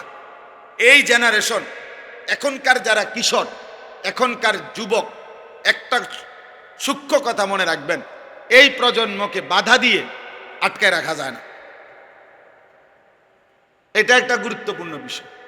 অতএব এদের মাথায় যদি ভালো কিছু বসায় দেওয়া যায়, ইনশাআল্লাহ এটার শেষ তারা দেখাই দিবে। আবার যদি মন্দ কিছু দেওয়া হয় তো মন্দটারও শেষ করে দেবে। আপনারা মনে করেন, আমি একটা উদাহরণ দিই, গত 60 বছর ধরে টানা কোন বুড়া মানুষ, উনি গত 60 বছরে যত টেলিভিশন দেখছে, বেডির নাচ দেখছে, এখনকার পোলাপাইন এক সপ্তাহে আপনার 60 বছর পার হয়ে গেছে, আপনি জানেন না। আপনি জানেন না, এতে এক রাইতে যা চায় আপনার দ্বারা গেছে অনেক। অসভ্য যে এত বড় অসৎ, মানে যে অসৎ সে অসতের শেষ মাথা। চরিত্রহীন যে হয় চরিত্রহীনতার শেষ মাথা। আপনি কল্পনাও করতে পারতেন না যে ক্লাস 8-এর বাচ্চা, ক্লাস 9-এর বাচ্চা যদি খারাপ হইয়া থাকে তো ওই কি পরিমাণ জিনা করছে আপনি জানেন না, আমি জানি।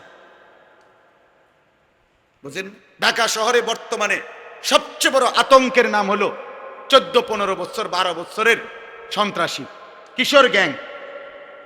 ওরা ডাইরেক্ট কোবা, ডাইরেক্ট হাত ফালায়, ডাইরেক্ট পাও ফালায়। খারাপ যেটা বড় ভয়ঙ্কর খারাপ।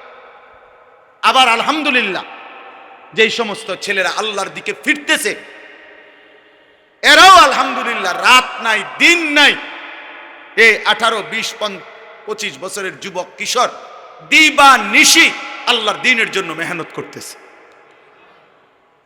ইনশাআল্লাহ। আলহামদুলিল্লাহ, এটাই সত্য। রাতের পুঁজি আমি কখন সংগ্রহ করব? এজন্য আমি দিনে ঘুমাই না জনগণের পেরেশানে, রাতে ঘুমাই না নিজের পেরেশানিতে, নিজের পেরেশানিতে। এজন্য দোস্ত, ছেলেরা, প্রিয় ভাই, এটা বোঝা উচিত, বোঝা উচিত। বাবা, তোমরা যারা শুধু সকাল থেকে রাত 2, 4, 5 জন, বেশিতে বেশি এক একজনের বন্ধু সমবয়সী 10 জন, মাত্র 8-10 জন বন্ধুর খপ্পরে পড়ে তুমি জীবনটা নষ্ট করে দিতেছ, এটা ঠিক করছো না। সমবয়সী তোমার কয়েকজন বন্ধু তোমারে একবার নারী, একবার ছবি, একবার জুয়া, একবার গল্প গুজব, রং তামাশা, ফুর্তি, এই ফালতু কাজে, আহা, অনাদরে অবহেলায় তোমার হায়াতের ঘন্টার পর ঘন্টা নষ্ট করে দিচ্ছে। আর তুমি এই 8-10 জন বন্ধুর খপ্পরে পড়ে জীবনটা বরবাদ করে দিচ্ছ। ঠিক না ভাই? ভুল করতেছ, বোকামি করছ। একদিন তোমার ফাও ভাঙ্গিয়া গেলে এই বন্ধুরা কেউ থাকবে না। একদিন তুমি মারাত্মক কোনো রোগে আক্রান্ত হয়ে পড়লে বন্ধুরা আর কেউ রোগাক্রান্ত তোমার সাথে হবে না, হবে না। বাস্তবিক অর্থে আমরা পৃথিবীতে একাই, সুখে দুঃখে। সুখের হাসি যদিও অনেকেই একসাথে হাসে, কিন্তু দুঃখের কান্না একাই কাঁদে। একসাথে ফুর্তির সময় হয়তো অনেকেই হাসে, কিন্তু অ্যাক্সিডেন্টে যার পাও ভাঙ্গে সেই শুধু কাঁদে, বাকিরা আর কাঁদে না। বাকিরা এই সামান্য মৌখিক একটু সান্ত্বনা দেয়, আচ্ছা দোস্ত ভালো থাকিস, শরীরের দিকে খেয়াল রাখিস। এতে ফাওয়ে ভাঙ্গা লাইছে, এতে কই শরীরের দিকে খেয়াল রাখ। এগুলো ফাঁকা বুলি, এগুলো ধোকা। এই জন্য আমি এতক্ষণ বললাম, যদি কেউ বুঝেন, বয়স্ক বাবা আছেন যারা, উপার্জনকারী পুরুষ আছেন যারা, আপনাদেরকেও বলি, স্ত্রী আপনার, ছেলে মেয়ে আপনার, সংসার আপনার, বাকি এর উপরে সত্য কথা হলো আখেরাত আপনার।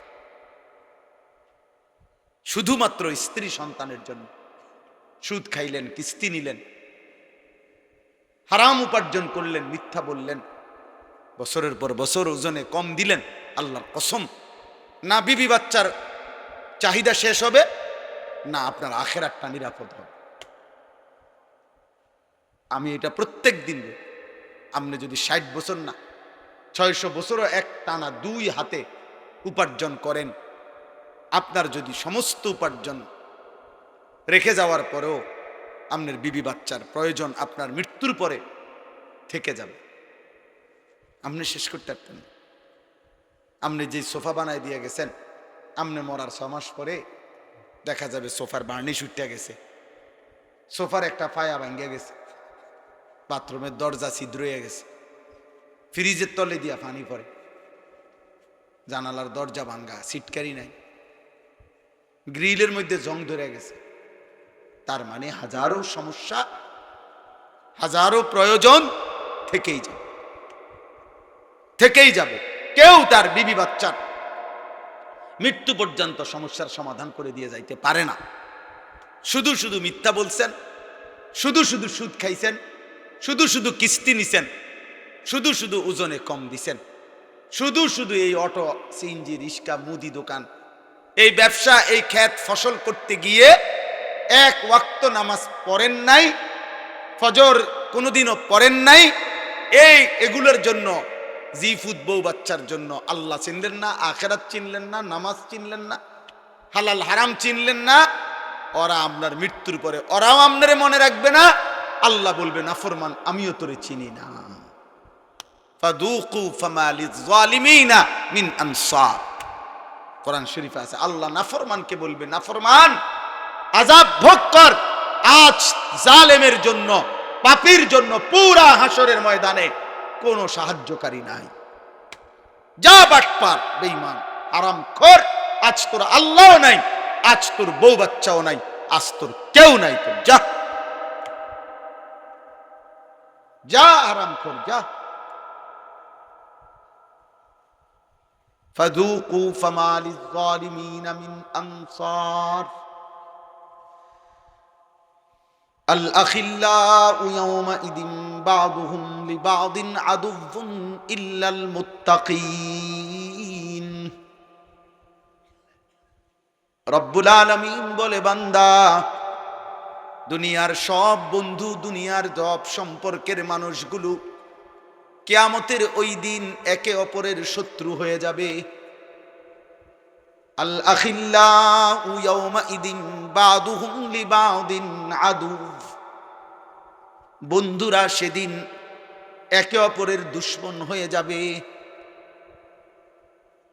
ইল্লাল মুত্তাকিন, একমাত্র ঈমানওয়ালা, তাকওয়াওয়ালা, গুনাহ থেকে বাঁচনেওয়ালা, যেই বন্ধুরা, যেই আত্মীয়রা, যেই স্বামী, যেই স্ত্রী, যেই বাবা, যেই সন্তান, যেই ভাই, যেই বোন, যেই বন্ধু, যেই আপনজন একজন আরেকজনের সাথে সম্পর্ক ছিল, এর ভিত্তিতে যে একে অপরকে গুনাহ থেকে ফিরাইছে, একজন আরেকজনকে নেক কাজের প্রতি উৎসাহিত করেছে, আল্লাহ বলেন, খোদার কসম বান্দা, এই বন্ধুরা দুনিয়াতেও যেমন আপন ছিল, আখিরাতেও আপন থাকবে।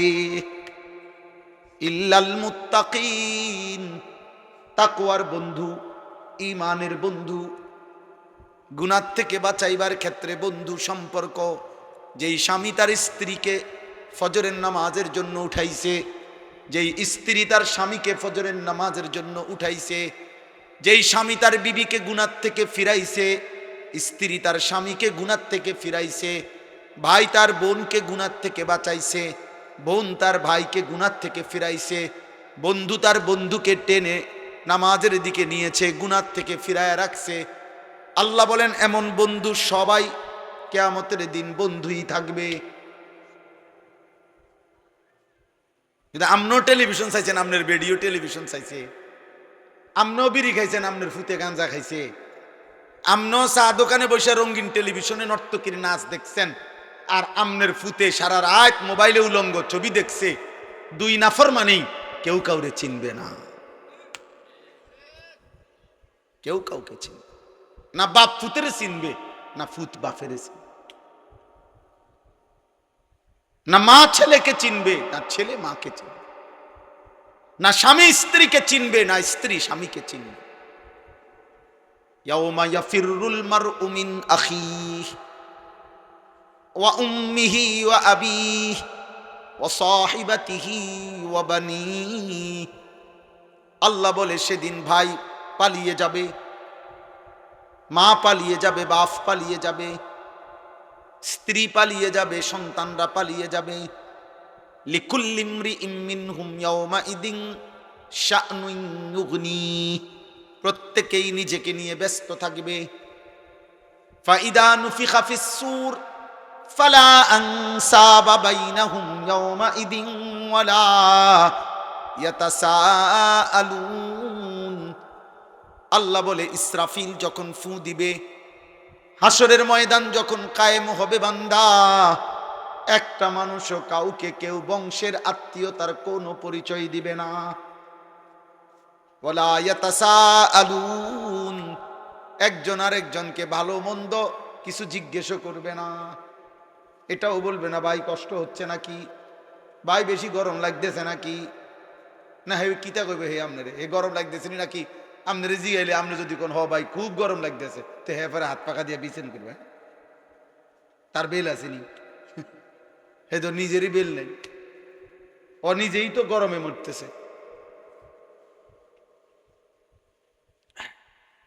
এজন্য দোস্ত আমার, খোদার কসম, নাফরমানের বন্ধুরা, স্বামী হোক, স্ত্রী হোক, ভাই হোক, বোন হোক, বাবা হোক, সন্তান হোক, মা হোক, ছেলে হোক, মেয়ে হোক, একসাথে মহল্লার বন্ধু হোক, আত্মীয় হোক, স্বজন হোক, ক্লাসমেট হোক আর কলিগ হোক, যদি ঈমান আমল তাকওয়ার ভিত্তিতে সম্পর্ক না থাকে তো সেই বন্ধুরা হাসরের দিন দুশমন হয়ে যায়।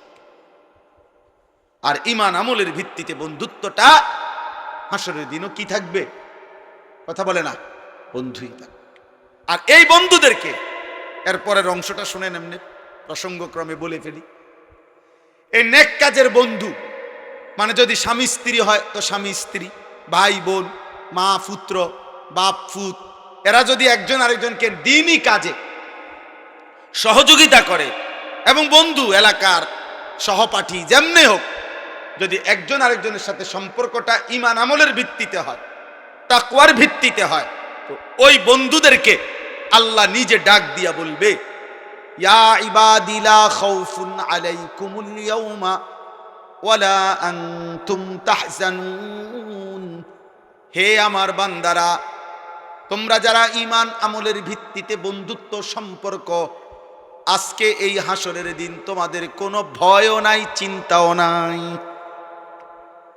এরপরের আয়াত, উদখুলুল জান্নাতা আনতুম ওয়া আজওয়াজুকুম তুহবারুন। আল্লাহ বলবে ঈমান আমলের সম্পর্কযুক্ত বন্ধুরা, যদি স্বামী স্ত্রী হও স্বামী স্ত্রী, ভাই বোন হও ভাই বোন, মা ছেলে যদি হও মা ছেলে, বাপ ফুত যদি হও বাপ ফুত, বন্ধুরা আপনজনরা যারা ঈমান আমলের জন্য একজন আরেকজনকে সহযোগিতা করেছিলে, আল্লাহ বলেন উদখুলুল জান্নাতা আনতুম ওয়া আজওয়াজুকুম তুহবারুন।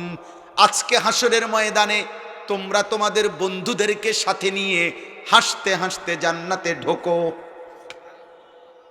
হাত ধরাধরি করে ঢোকো, গলাগলি করে ঢোকো। উদখুলুল জান্নাতা আনতুম ওয়া আজওয়াজুকুম।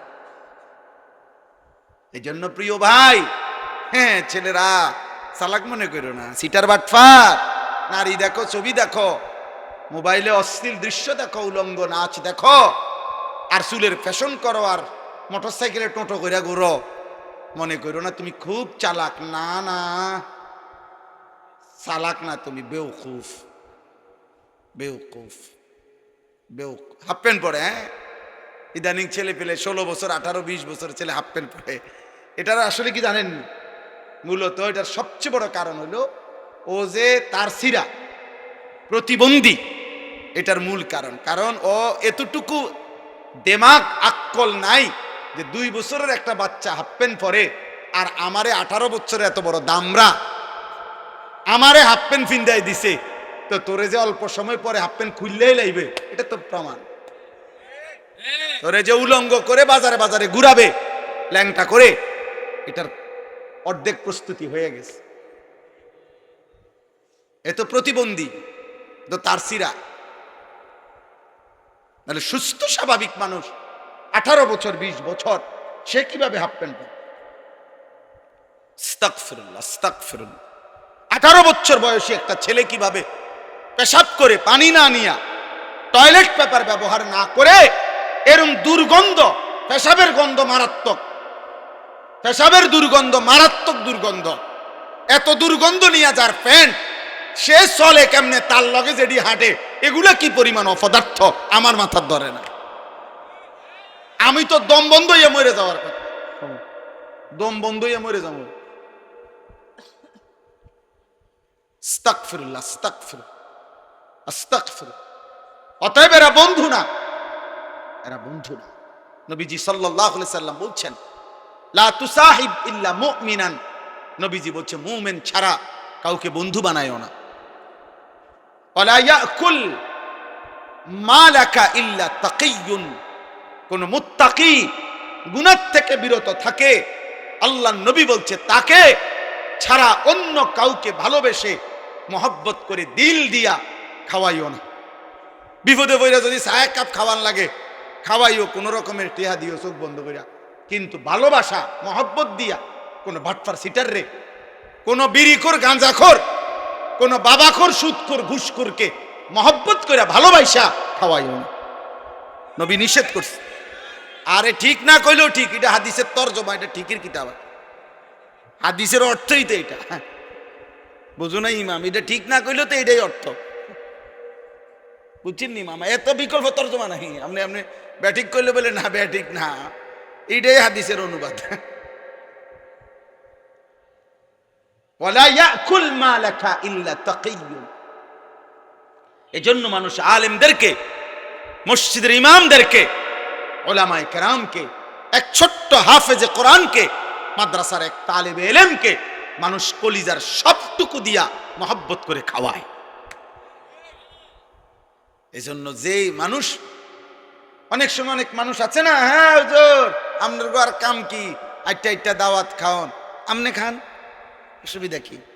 হ্যাঁ আমনে পোস্টার লাগাই দেন মানুষের কোন যে গ্রামবাসী আপনারা তো চিনতেছেন না, বেহুদা হুজুরে ভাত খাওয়ান, আমার মতো একজন বিড়ি খাওয়াই না ভালো লোক, চা দোয়ানে গপ মারি। হ্যাঁ আপনারা এত বড় একজন উপযুক্ত লোক দেখেন না কোন আগের কোন হুজুর মুজুরে ভাত খাবার, আপনি বলেন না, আপনি একটা মাইকিং করেন, দেখেন না আপনারা কেউ খাওয়ায়নি, তা আপনারে খাওয়ায় না এটা আমার অপরাধ, কথা বলেন না কেন? আপনারে খাওয়ায় না এটা ইমাম সাহেবের অন্যায়, তো আপনি বলেন কীর্তেন এটা, আপনি এটা বলেন কেন? আপনি লজ্জা না করা উচিত, ভাবানা উচিত দয়া করে। এই জন্য সাফ কথা, সাফ কথা। আমি ছেলেদের তোমাদেরকে বললাম ভাই, অসৎ বন্ধুর খপ্পরে পড়ে, ওই ভাই লাইট নিবাও, অসৎ বন্ধুর খপ্পরে পড়ে ভাই প্রিয় ছেলে নষ্ট হইও না, নষ্ট হইও না, নষ্ট হইও না বাপ। হয়তো সুখের সময় তোমার সাথে থাকবে, কিন্তু তোমার দুঃখে সাথে থাকবে না, দুনিয়াতেও না, দুনিয়াতেও না। তুমি মোটর সাইকেলে পাউডা ভাঙ্গা দেখো, তোমার লগে আসেনি সাপ। তুমি একটা অ্যাক্সিডেন্ট করে দেখো, তোমার পাশে থাকবে না। আল্লাহ আমাদেরকে হেফাজত করেন। আমরা সবাই ভালো হওয়া দরকার, আমিও আপনিও, হুজুরও পাবলিকও, ইমাম সাহেব মুসল্লিও, আমাদের প্রত্যেকের ফিকির করা উচিত আখিরাত, আখিরাত, আখিরাত। আল্লাহ তাআলা বলছে বান্দা তুমি বোঝো কিংবা না বোঝো, ওয়াজাআত সাকরাতুল মাউত বিল হক। এই আমি যে আয়াতগুলো পড়ছি এটার জন্য এবার আমার কথাটা বলি। কোরআনুল কারীমের ২৭ নম্বর পারা, কোরআনুল কারীমের ৫৭ নম্বর সূরা, ৫৬ নম্বর সূরা, সূরা ওয়াকিআ, কোরআনুল কারীমের প্রসিদ্ধ একটি সূরা। এই সূরার ৫টি আয়াত, ৮৩, ৮৪, ৮৫, ৮৬, ৮৭ ছোট্ট ছোট্ট আয়াত আমি তেলাওয়াত করেছি। আর অল্প একটু সময় আমি এই আয়াতগুলো তর্জমা শুনাইতে চাই। আল্লাহ আমাদেরকে তৌফিক দান করে। তো এই কথাটা বোঝানোর জন্য বলতেছি, কোরআনুল কারীমে বড় দরদ দিয়ে, বড় মায়া করে আল্লাহ বলছে বান্দা তুমি জানো না বান্দা, তুমি বোঝো কিংবা না বোঝো, তোমার খেয়াল থাকুক বা না থাকুক, তুমি নেকি করো আর গুনাহ করো, সুখে থাকো কিংবা দুঃখে থাকো, তুমি রাজপ্রাসাদে থাকো আর কুড়ে ঘরে থাকো, একটি চিরন্তন অনিবার্য সত্য বাস্তবতার মুখোমুখি তোমাকে হতেই হবে। সেই চূড়ান্ত বাস্তবতা হলো মৃত্যু। তুমি যদি বলো আমি বুঝি নাই, তবুও মরে যাবা। তুমি যদি বলো আমি বুঝেছি, তবুও মরে যাবা। তুমি যদি বলো আমি খেয়াল করি নাই, তাহলেও মৃত্যু হবে। তুমি যদি বলো আমি খেয়াল করেছি, তবুও মৃত্যু হবে, মৃত্যু হবে। দোস্ত আমার ৬০ বছর না ৬০০ বছরে যদি কোনো দিন সেজদা না দাও, তবুও মৃত্যু হবে। আর ৬০০ বছরে যদি একটা সেজদাও না ছোটে, তবুও মৃত্যু। আমল করতে করতে কেউ যদি আব্দুল কাদের জিলানীও হয়ে যায়, তারও মৃত্যু হবে। নাফরমানি করতে করতে কেউ যদি ফেরাউন নমরুদ কাফেরও হয়ে যায়, তারও কি হবে? এক অনিবার্য সত্য। এই চূড়ান্ত বাস্তবতা, চূড়ান্ত বা আল্লাহ তাআলা বলছে ওয়াজাআত সাকরাতুল মাউত বিল হক। এই কথাটা সূরা কাফ, কোরআনুল কারীমের ২৬ নম্বর পারা, ৫০ নম্বর সূরা, সূরা কাফ। এই সূরার একটা আয়াত। আল্লাহ বলছে বান্দা সত্যি সত্যি একদিন মৃত্যু যন্ত্রণা আসবে। মানুষের শুধু মৃত্যু হয় না, বরং মৃত্যুর পূর্বে মালাকুল মউত আজরাইল জান কবজ করার আগে একটা মৃত্যুর যন্ত্রণা শুরু হয়। এ যার শুরু হয় সেই কেবল বোঝে অন্যরা জানে না, সে উপলব্ধি করে। সাকরাতুল মাউত বলে এটারে, কি বলে? মৃত্যু যন্ত্রণা। তাফসীরের মধ্যে আছে এই পৃথিবীর সবচেয়ে বড় ইমানদারও যদি হয়, তিনি যদি নবীও হয়, তিনি যদি রাসূলও হয়, তিনি যদি সর্বশ্রেষ্ঠ রাসূলও হয়, তারও মৃত্যু যন্ত্রণা হয়। আবার সে যদি সর্বনিকৃষ্ট কাফেরও হয়, তারও মৃত্যু যন্ত্রণা। সাকরাতুল মাউত থেকে কারো মুক্তি নেই।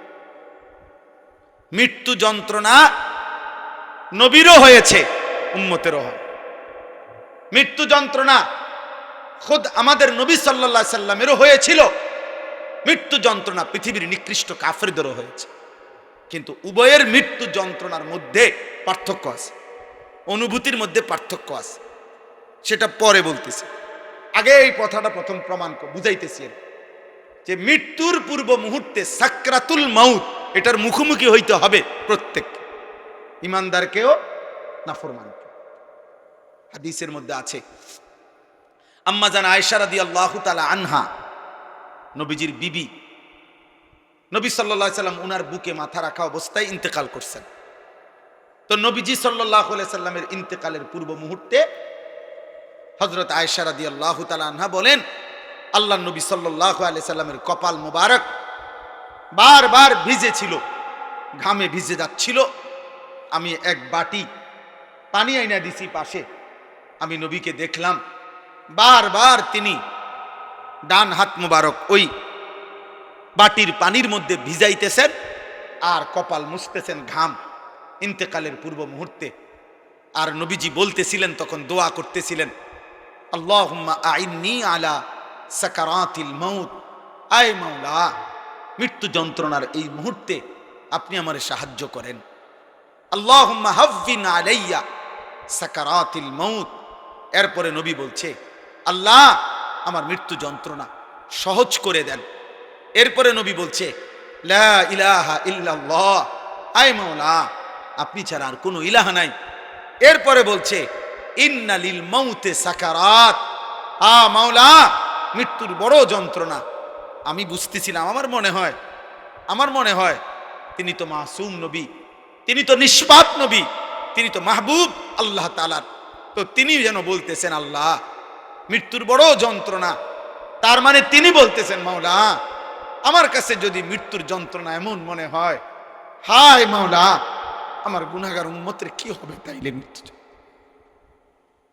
আমার নাফরমান উম্মতের মৃত্যু যন্ত্রণা তাইলে কি হবে।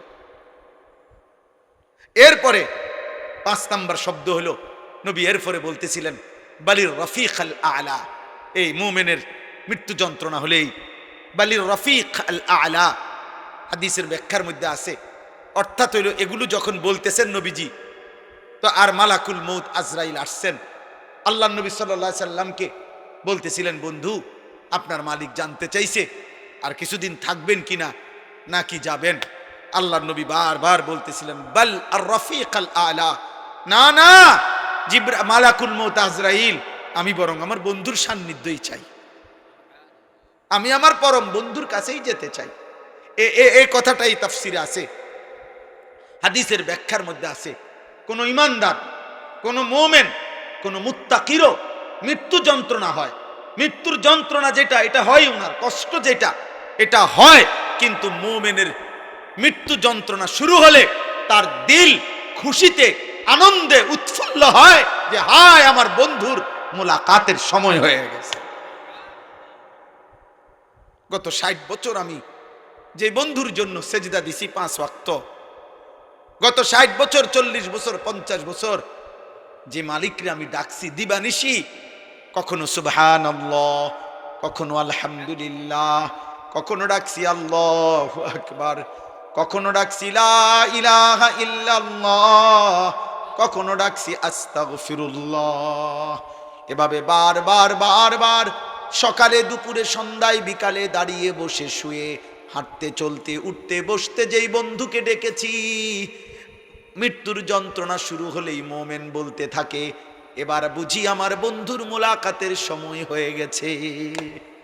সুবহান আল মাউতু জিসরুন অথবা জাসরুন ইউসিলুল হাবিব ইলাল হাবিব, কিতাবের মধ্যে আছে, ইমাম কুরতুবী রাহমাতুল্লাহ আলাইহির কিতাব আত-তাযকিরা, ওই কিতাবে আছে মৃত্যু হলো একটা ফুলের মতো, মুমিনের মৃত্যু একটা ব্রিজের মতো, মুমিনের মৃত্যু একটা সাঁকো পুলের মতো, যেই পুলের এই পারে এক বন্ধু, এই বন্ধুর নাম হলো মুমিন, আর ওই পারে আরেকটা বন্ধু, ওই বন্ধুর নাম আল্লাহ।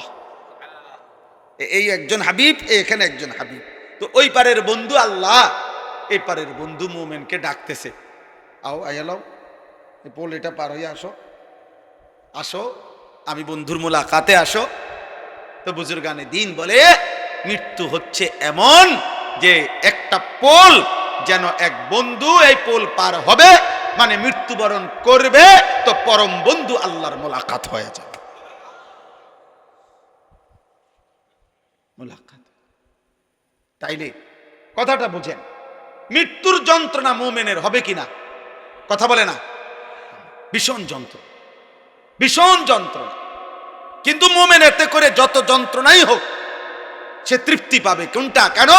আমার আল্লাহর সাথে কি হয়েছে? সাক্ষাতের সময় হয়েছে। কিন্তু মৃত্যুর যন্ত্রণা হবে। আচ্ছা, মুমিনের মৃত্যু যন্ত্রণা কেমন? আরেকটা উদাহরণ দিই।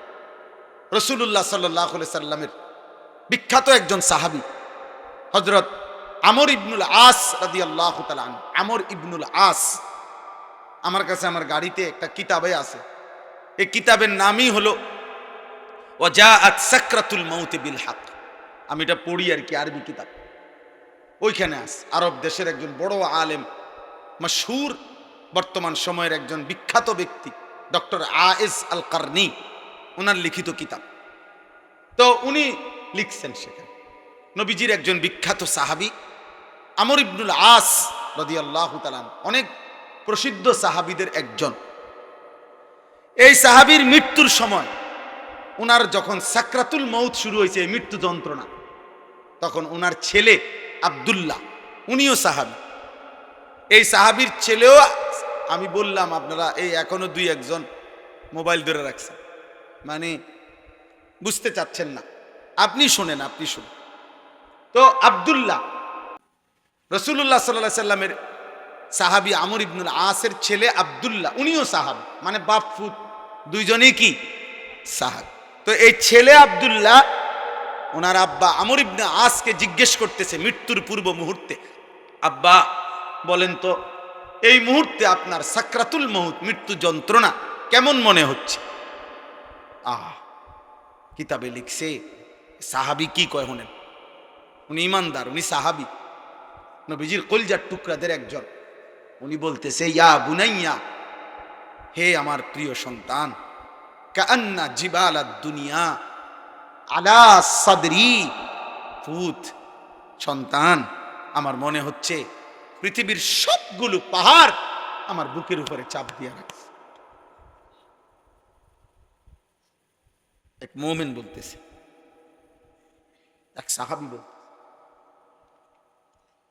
কান্না জিবালাদ দুনিয়া আলা সাদরি, যেন পৃথিবীর সবগুলো পাহাড় আমার বুকে চাপ দিয়ে রাখছে রে। এরপরে আরেকটু আছে, উনি বলছে ওয়া কান্নি আতানাফাসু মিন সাকবিল ইবরা, আমার মনে হচ্ছে ফুত সন্তান, আমি যেন এই বুকে পাহাড় চাপা অবস্থায় সুইয়ের ছিদ্র দিয়া নিঃশ্বাস নিতেছি,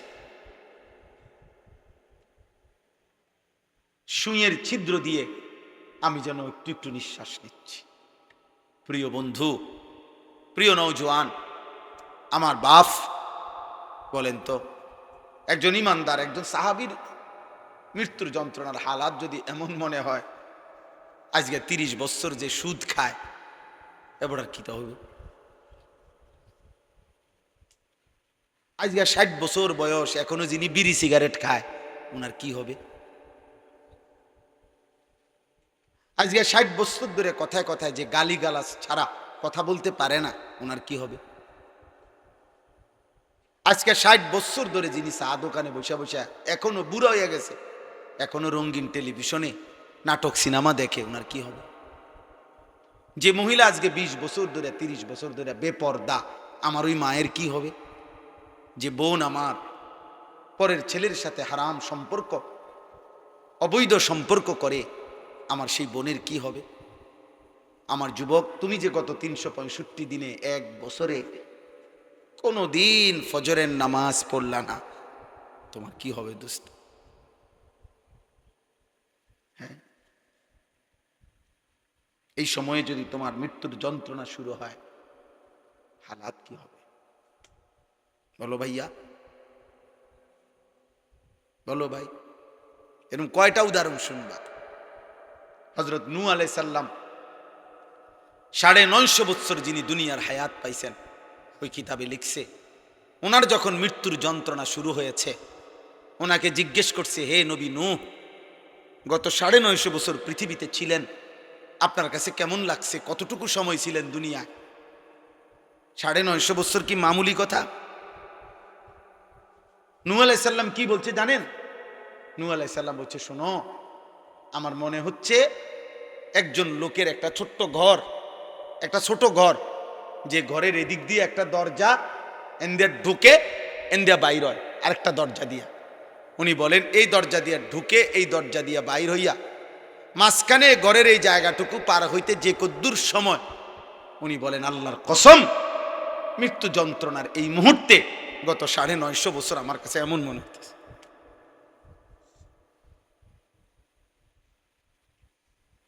তিনি নবী,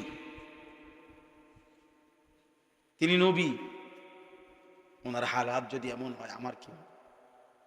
আমাদের কি হবে? আমাদের কি হবে? আয় করিম। এই জন্য দোস্ত তাফসীরে একটা উদাহরণ লিখছে, এই একটা উদাহরণ দিলে আপনি বুঝবেন। এবার বিপরীত অংশের উদাহরণ শুনেন। এই পৃথিবীতে ধরে নেন, ছেলেরা তোমরাও শোনো, কোন একজন যদি বুঝে, এই পৃথিবীতে যদি কেউ, তাফসীরের মধ্যে লিখছে 900 বছর হায়াত পাইল। কয়শো বছর? এই 900 বছর সে আল্লাহর নাফরমানি করছে। ধরেন চুরি, ডাকাতি, জিনা, ব্যভিচার, মদ, জুয়া, নাচ, গান, সুদ, ঘুষ, হারাম, আল্লাহর নাফরমানিতে কাটাইছে। সেজদা দেয় নাই, বন্দেগী করে নাই। কিন্তু 900 বৎসরে কোনোদিন এক সেকেন্ডের জন্য ওই কোনো দুঃখ কষ্ট পায় নাই। ধরে নেন একবারের জন্য একটু চোখের পানি পড়ে নাই তার, একটা কাঁটার আঘাতও তার কোনোদিন লাগে নাই, এক সেকেন্ডের জন্য তার মনটা খারাপ হয় নাই, কোনো কষ্ট, কোনো যন্ত্রণা, কোনো দুঃখ তার হয় নাই 900 বছরে। কিন্তু করছে কি? নাফরমানি করছে। কি? খোদার কসম তাফসীরে লিখছে, এই 900 বছর পরে আল্লাহর নাফরমানি করে এক বিন্দু দুঃখ যে পায় নাই, যেদিন তার মৃত্যু যন্ত্রণা শুরু হবে, মৃত্যু যন্ত্রণার প্রথম সেকেন্ড, এক সেকেন্ডে আল্লাহর কসম এই 900 বছরের সুখ আর আনন্দ এই নাফরমান প্রথম সেকেন্ডেই ভুলে যাবে। দ্বিতীয় সেকেন্ডে যদি তারে বলা হয়, হে আল্লাহর বান্দা, দুনিয়ার জীবন তুমি কেমনে কাটাইছো, সে বলবে, আয় রব মাওলা, জীবনের সুখ কি জিনিস আমি কোনোদিন দেখি নাই, আনন্দ কাকে বলে মাওলা আমি দেখি নাই। আহ, কবরের আযাব, আরো পরে তো বাপ আজরাইলের জান কবজের কষ্ট, সেটা তো আরো পরে। এটাই আমি তর্জমা বললে আমার কথা শেষ হয়ে যাবে। এরপরে হাসরের ময়দানের কষ্ট, এটা তো আছেই। মিজানের পাল্লায় ওজনের কষ্ট, সেটা তো আছেই। ফুলসিরাত পার হওয়ার কষ্ট, সেটা তো আছেই। জাহান্নামের আযাবের কষ্ট, আগুনের কষ্ট তো আছেই দোস্ত। তাফসীরের মধ্যে আছে, ওই কিতাবের মধ্যে আছে, ইমাম কুরতুবীর কিতাব, ইব্রাহিম আলাইহিস সালাম আল্লাহকে, আজরাইলকে একদিন বলছিলেন, আজরাইল, নাফরমান পাপীর জান তুমি কেমনে কবজ করো, তোমার আকৃতি চেহারাটা তখন কেমন হয় আমার একটাবার দেখো। খোদার কসম আজরাইল বলছে, ইব্রাহিম নবী, আল্লাহ দোহাই, আপনি আমার এটা দেখতে চাইেন না, আপনি পারতেন না সহ্য করতে। ইব্রাহিম আলাইহিস সালাম বললেন, না আমি দেখবই, তুমি আমারে দেখাও। তো হযরত ইব্রাহিম আলাইহিস সালামকে মালাকুল মউত আজরাইল বলল, হে নবী ইব্রাহিম, আমারে 30 সেকেন্ড সময় দেন, 1 মিনিট সময় দেন, আমি আপনার থেকে একটু আড়াল হব। আচ্ছা ঠিক আছে। একটু আড়াল হইয়াই 1 মিনিট বা 30 সেকেন্ড পরে আজরাইল আবার ফিরে আসছে ইব্রাহিম নবীর সামনে। আল্লাহর কসম, ওই নাফরমানের জন্য আজরাইলের যে আকৃতি আগুনে ভরা, সারা দেহে জাহান্নামের আগুন ধাউ ধাউ করে জ্বলতেছে, ওই চেহারা নিয়ে আজরাইল যখন ইব্রাহিম নবীর কাছে এসে দাঁড়াইছে, একটা চিৎকার দিয়া ইব্রাহিম নবী বেহুশ হয়ে গেছে। লম্বা সময় পরে যখন হুঁশ আসছে আজরাইলকে স্বাভাবিক সুরতে, তখন ইব্রাহিম নবী দেখে বলছে, মালাকুল মউত আজরাইল, কবরের কষ্ট, জাহান্নামের কষ্ট, হাসরের ময়দানের কষ্ট কোনো নাফরমান পাপীর জন্য লাগবে না। তোমার এই বিভৎস আকৃতি দেখলে, তোমার এই বিভৎস চেহারা দেখলেই জান কবজের সময় কোনো নাফরমানের 70 বছরের পাপের যন্ত্রণার জন্য এটাই যথেষ্ট, আর লাগবে না, আর লাগবে না। 3 নাম্বার, নবী সাল্লাল্লাহু আলাইহি সাল্লামের হাদিসে আছে, আমি নিজে পড়ছি, আল্লাহ নবী সাল্লাল্লাহু আলাইহি সাল্লাম বলছে, কোন নাফরমান পাপীকে আল্লাহ তাআলা ফেরেশতাকে বলবে হাসরের ময়দানে, আল্লাহ বলবে, ওরে ওইখানেও নবী কথা বলছে যে 60 বছরে 70 বছরে যে কোনোদিন দুঃখ পায় নাই, আল্লাহ এরকম সুখের নাফরমান, ফেরেশতাকে বলবে, ওরে জাহান্নামের বাহিরটা একটাবার শুধু চারদিকে ঘুরাইয়া আনো, আর জাহান্নামের দরজা বরাবর বাহিরে তারে 1 মিনিটের জন্য 30 সেকেন্ডের জন্য দাঁড় করাইবা, এরপরে নিয়ে আসবা আমার কাছে।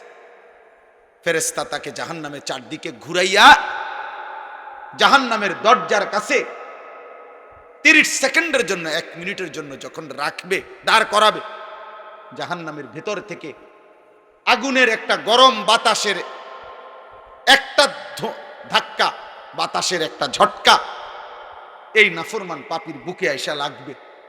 এরপরেই ফেরেশতা তাকে আল্লাহর সামনে নিয়ে আসবে।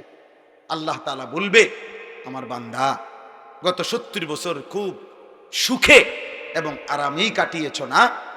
আল্লাহর কসম, নবী বলে, ওই ব্যক্তি তখন বলবে, রব্বুল আলামিন, সুখ কাকে বলে, আনন্দ কাকে বলে আমি জীবনে কখনো দেখিনি। বিশুদ্ধ হাদিস। এজন্য প্রিয় ভাই, রাত অনেক হয়েছে, নয়তো আরো বলতাম। কয়টা শুনবা তুমি? কিসের উপরে ভিত্তি করে যারা নামাজ পড়ছেন না, কেন পড়ছেন না? কোন বিষয়ের উপরে আপনি আস্থা নিলেন? কার উপরে আপনার ভরসা নিলেন? কোন শয়তান, কোন ইবলিস আপনার আস্থা ভরসা দিছে যে তোর কিছু হবে না? কিসের উপরে ভরসা করে সুদ খাইতেছেন, কিস্তি নিতেছেন, হারাম উপার্জন করছেন? বলেন না, কোন কথার উপরে ভরসা করে? যুবক, তোমার কে এমন ভরসা হইল যাকে পেয়ে তুমি আল্লাহকে ছেড়ে দিলা? সুদখোর বাবা, কে আপনারে এরকম ভরসা দিল যাকে পেয়ে আল্লাহকে ছেড়ে দিলেন? বেপর্দা নারীকে বলেন, বেহায়া মহিলাকে বলেন, এই বোন, কে তোমারে এমন ভরসা দিল? মা গাররাকা বিরাব্বিকাল কারীম। আল্লাহ বলে, বান্দা, আমার মতো দয়ালু মেহেরবান মাওলা থেকে কে তোমারে ধোঁকা দিল? আমার চাইতে এমন দয়ালু কারে পেয়ে গেলা, যাকে পেয়ে তুমি আমি আল্লাহকে ছেড়ে দিলা? ছেড়ে দিলা। অতএব বাফ, এবার এই তর্জমাটুকু শুনেন দোস্ত, আমিও আপনিও। ওই যে বললাম, স্বীকার করেন আর নাই করেন, খেয়াল করেন আর ভুলে যান, মৃত্যু আসবে। আসবে তো? কথা বলে না? মনে থাকলেও আসবে, মনে না থাকলেও আসবে তো? 3 বেলা ঠিক মতো খানা খাইলেও মরবেন তো? কথা বলে না? রাজপ্রাসাদের লোকটা মরবে তো? পৃথিবীর সবচেয়ে ক্ষমতাধর লোকটা মরবে তো? পৃথিবীর সবচেয়ে বড় নেতৃত্বের অধিকারী ব্যক্তি মরবে তো? এবার আসেন এই তর্জমাটুকু বলি। তর্জমাটার মূল বক্তব্য হলো, মক্কার কুরাইশ কাফেররা প্রতিনিয়ত আল্লাহর নবীকে বিদ্রুপ করত আর বলতো, মুহাম্মদ, এই যে তুমি বলতেছ আমরা মরে যাব, মরে গেলে আমাদেরকে কবর থেকে আবার হাসর হবে, মিজান হবে, ফুলসেরাত হবে, কবর থেকে আমাদেরকে আবার উঠাবে। কি কই বুঝি কথা, বুঝি কথা। 500 বছর আগের, 300 বছর আগের মাটিতে কারে কোনখানে দাফন করছে, কোন মাটি উইরা কোনান থেকে কই গেছে, কার হাড্ডি গোস্ত মিশা, এখানকার মাটি হয়তো গেছে গা কোন দেশে, কোন দেশের মাটি আইয়া পড়ছে কোনখানে, কোথাকার বালু কোথায় উড়ে গেছে, কই থেকে কারে পাইব, কি কই। মক্কার কাফের বেঈমানরা এটা বলতো, ফাকাল আল কাফিরুনা হাদা শাইউন আজীব। মক্কার কাফেররা বলতো, মুহাম্মদ এটা তো একটা আশ্চর্য কথা, কি কও এগুলা, কি কও। এবং তারা বলতো, হায় আমার শরীর, আমার সিদ্ধান্ত, আমি মন চাইলে খাই, মন চাইলে ঘুমাই, মন চাইলে সামনে যাই পিছনে যাই, যা ইচ্ছা তাই করতে পারি, তাইলে আমি তো আমার কাছে স্বাধীন, আমারে আবার নিবে কে, উঠাবে কে, হিসাব করবে কে। এইভাবে তারা কোনোভাবেই কবর, হাসর, আখেরাত, বিচার, মিজান, ফুলসেরাত এগুলো বুঝতে চাইতো না। তো আল্লাহ তাআলা এই আয়াতে তাদেরকে একটা বিষয়, এক নাফরমান পাপীদেরকে বুঝাইতে চাইছেন। কি বুঝাইছে? আল্লাহ তাআলা বলেন, তাফসীরের মধ্যে আছে, এই আর অল্প একটু তাফসীরের মধ্যে আছে, প্রত্যেক পাপী, কথাটা বুঝেন, প্রত্যেক নাফরমানের যখন মৃত্যুর সময় হবে, তো মালাকুল মউত আজরাইল তার যখন জান কবজ করতে আসবে, তো নাফরমানের জান কেমনে কবজ করে? তো তাফসীরের মধ্যে আছে, প্রত্যেক নাফরমানের যখন জান কবজের সময় হবে, তো মালাকুল মউত আজরাইল প্রথম তার কলিজার ভিতর থেকে তার রূহটা একটা টান দিয়া ছিঁড়ে ফেলে। এই টান দিয়া যখন রূহটা ছিঁড়ে ফেলবে, তখন রূহটা আইসা এই কণ্ঠনালী এখানে আইসা আটকায় যাবে। এটারে বলে হুলকুম অথবা তারাকি, কাল্লা ইদা বালাগাতিত তারাকি, অথবা ফালাউলা ইদা বালাগাতিল হুলকুম। এই যে এই কণ্ঠনালীর অগ্রভাগে এসে রূহটা আটকায় যাবে, এবার আর এটা বাইরও হয় না, ভিতরেও যায় না, এই অবস্থায় থাকে। এরপরে আপনি এইটা দিয়ে খুব বুঝবেন সহজ। ওই দেখেন তো, এই যে টিস্যুর এই কাগজগুলো, এটা দেখেন বের করা খুব সহজ, এই যে টান দিলেই বের হয়, দেখছেন? এটা সহজ না? আচ্ছা, এই যে এগুলো দেখছেন, এই কাগজটা এনে একটা আলগা পলিথিন আছে, কথা বলেন না, এটার সাথে এমনভাবে লাগানো যে এটা চাইলেই আমরা টান দিলে খোলে না। এইটা যদি খুলতে হয়, এই পলিথিনটা কেমনে খুলতে হইব? এইটা এরকম টাইনে টাইনে ছিটতে হবে, ঠিক না? এই তাফসীরের মধ্যে লিখছে, নাফরমান পাপীর এই রূহটা কণ্ঠনালী থেকে মালাকুল মউত আজরাইল এরকম টাইনা টাইনা ছিঁড়া ছিঁড়া বাইর করে।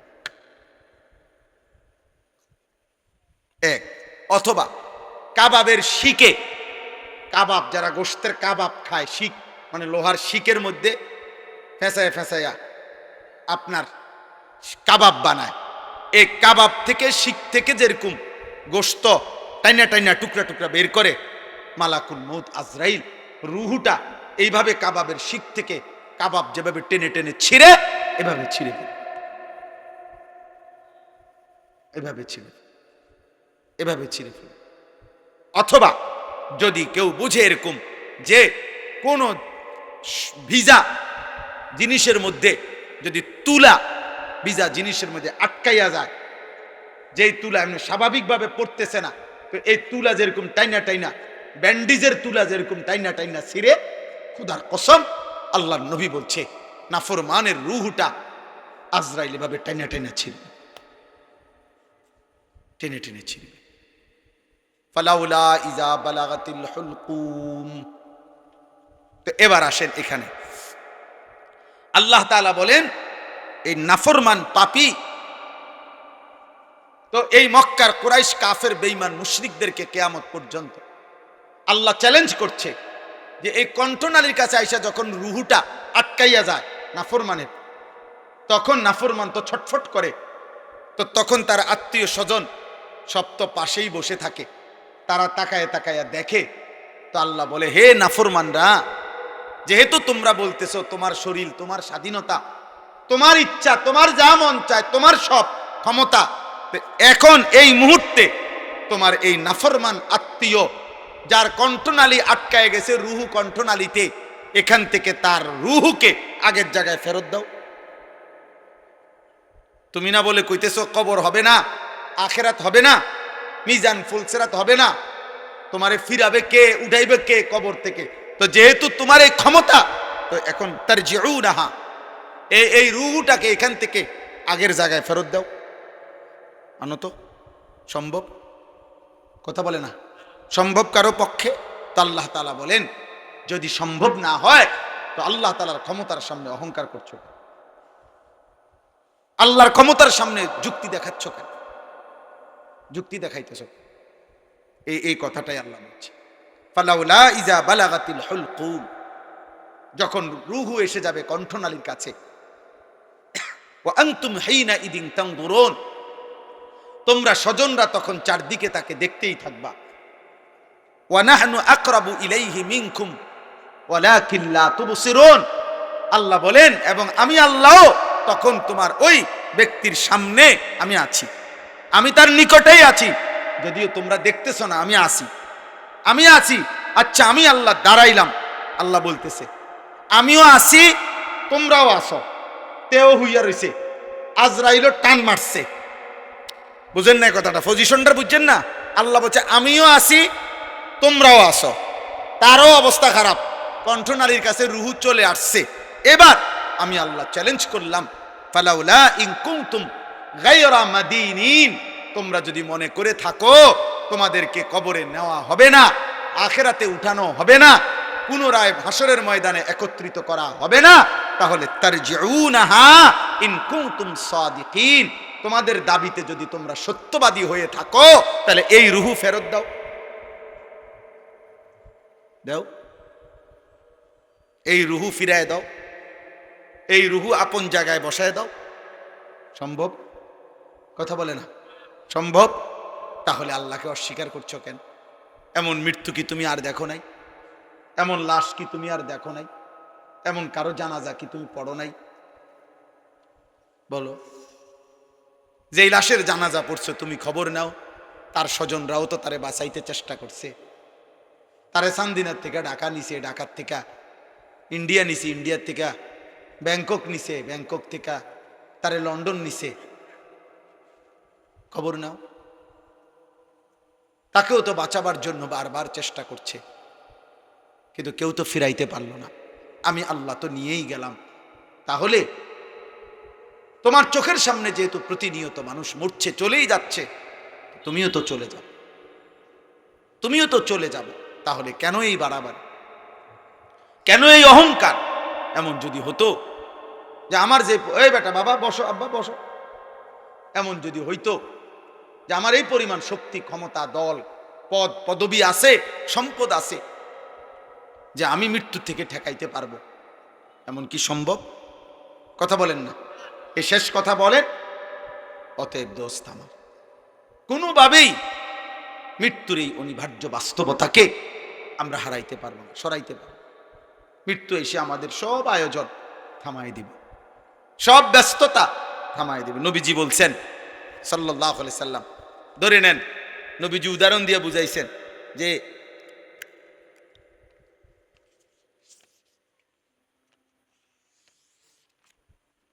এরকম আগ দিয়া বুঝাইছেন নবীজি যে এখানে দাঁড়িয়ে আছে মানুষ, এই পর্যন্ত এখানে তার বহু স্বপ্ন, আশা, আকাঙ্ক্ষা, আর এই মাঝখানে তার মৃত্যু।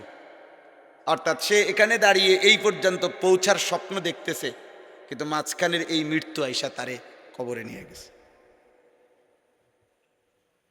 নবীজি আইকা বুঝাইছে, আইকা নাকি আব্বা, হাদিসে আছে না, আইকা বুঝাইছে, হাত দিয়ে আইকা বুঝাইছে, জমিনের মধ্যে রেখা আইকা বুঝাইছে,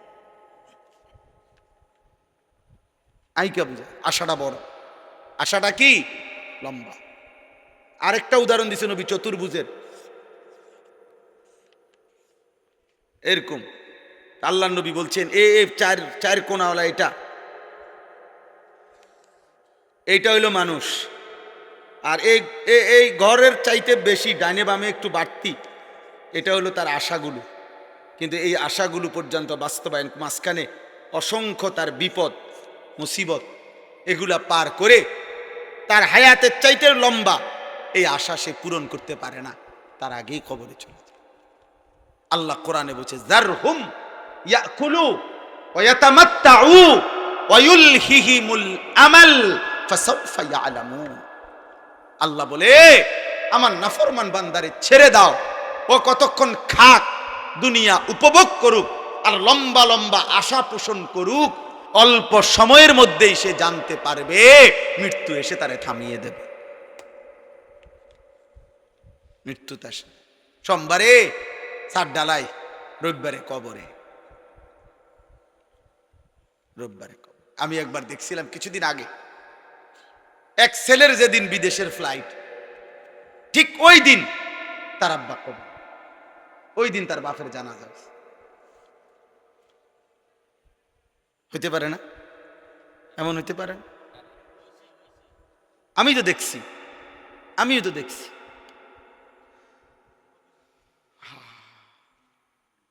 আমি একদিন এক মাহফিলে গেছি। মাহফিলের আগে, বয়ান শুরু করার আগে আমার জন্য একটা মহিলার জন্য আমার থেকে পানি পড়ায় নিছে, পড়ায় ফুঁ দিয়ে দিতে কইছে আমারে। আমি মহিলার জন্য পানি পড়ে দিছি। মহিলা নাকি এই বাড়ির ঘরের পাশে আসছে, আইসা পানি পড়ে নিয়ে গেছে, তার জন্য পানি খাইছে। মহিলা অসুস্থ, বয়ান শেষ হয় নাই, এর মধ্যে আমার কাছেই আবার খবর আসছে যে ওই মহিলা ইন্তেকাল করছে। আমার দোস্ত, আমার ভাই, আমার কিশোর, আমার নওজোয়ান, যদি তোমার বিশ্বাস না হয় তো তুমি প্রতিদিন রাস্তার অ্যাক্সিডেন্ট দেখো। কত কিশোর, কত যুবক, কত মোটরসাইকেল আরোহী প্রতিদিন হারিয়ে যায়, কবরে চলে যায়। অতএব আজ রাত গভীরে আমরা আমাদের মৃত্যুর কথা স্মরণ করে আমরা যেন ইবাদত আমলের প্রস্তুতি নেই। আকসিরু যিকরা হাদিমিল লাদ্দাত। নবী বলছে, এই জিহ্বায় আজকে কত আইটেমের স্বাদ তোমার, অচিরেই তোমার সব স্বাদ স্তব্ধ করে দিবে। যেই মৃত্যু, সেটা স্মরণ করো, স্মরণ করো। আল্লাহ আমাদের সবাইকে হেফাজত করেন।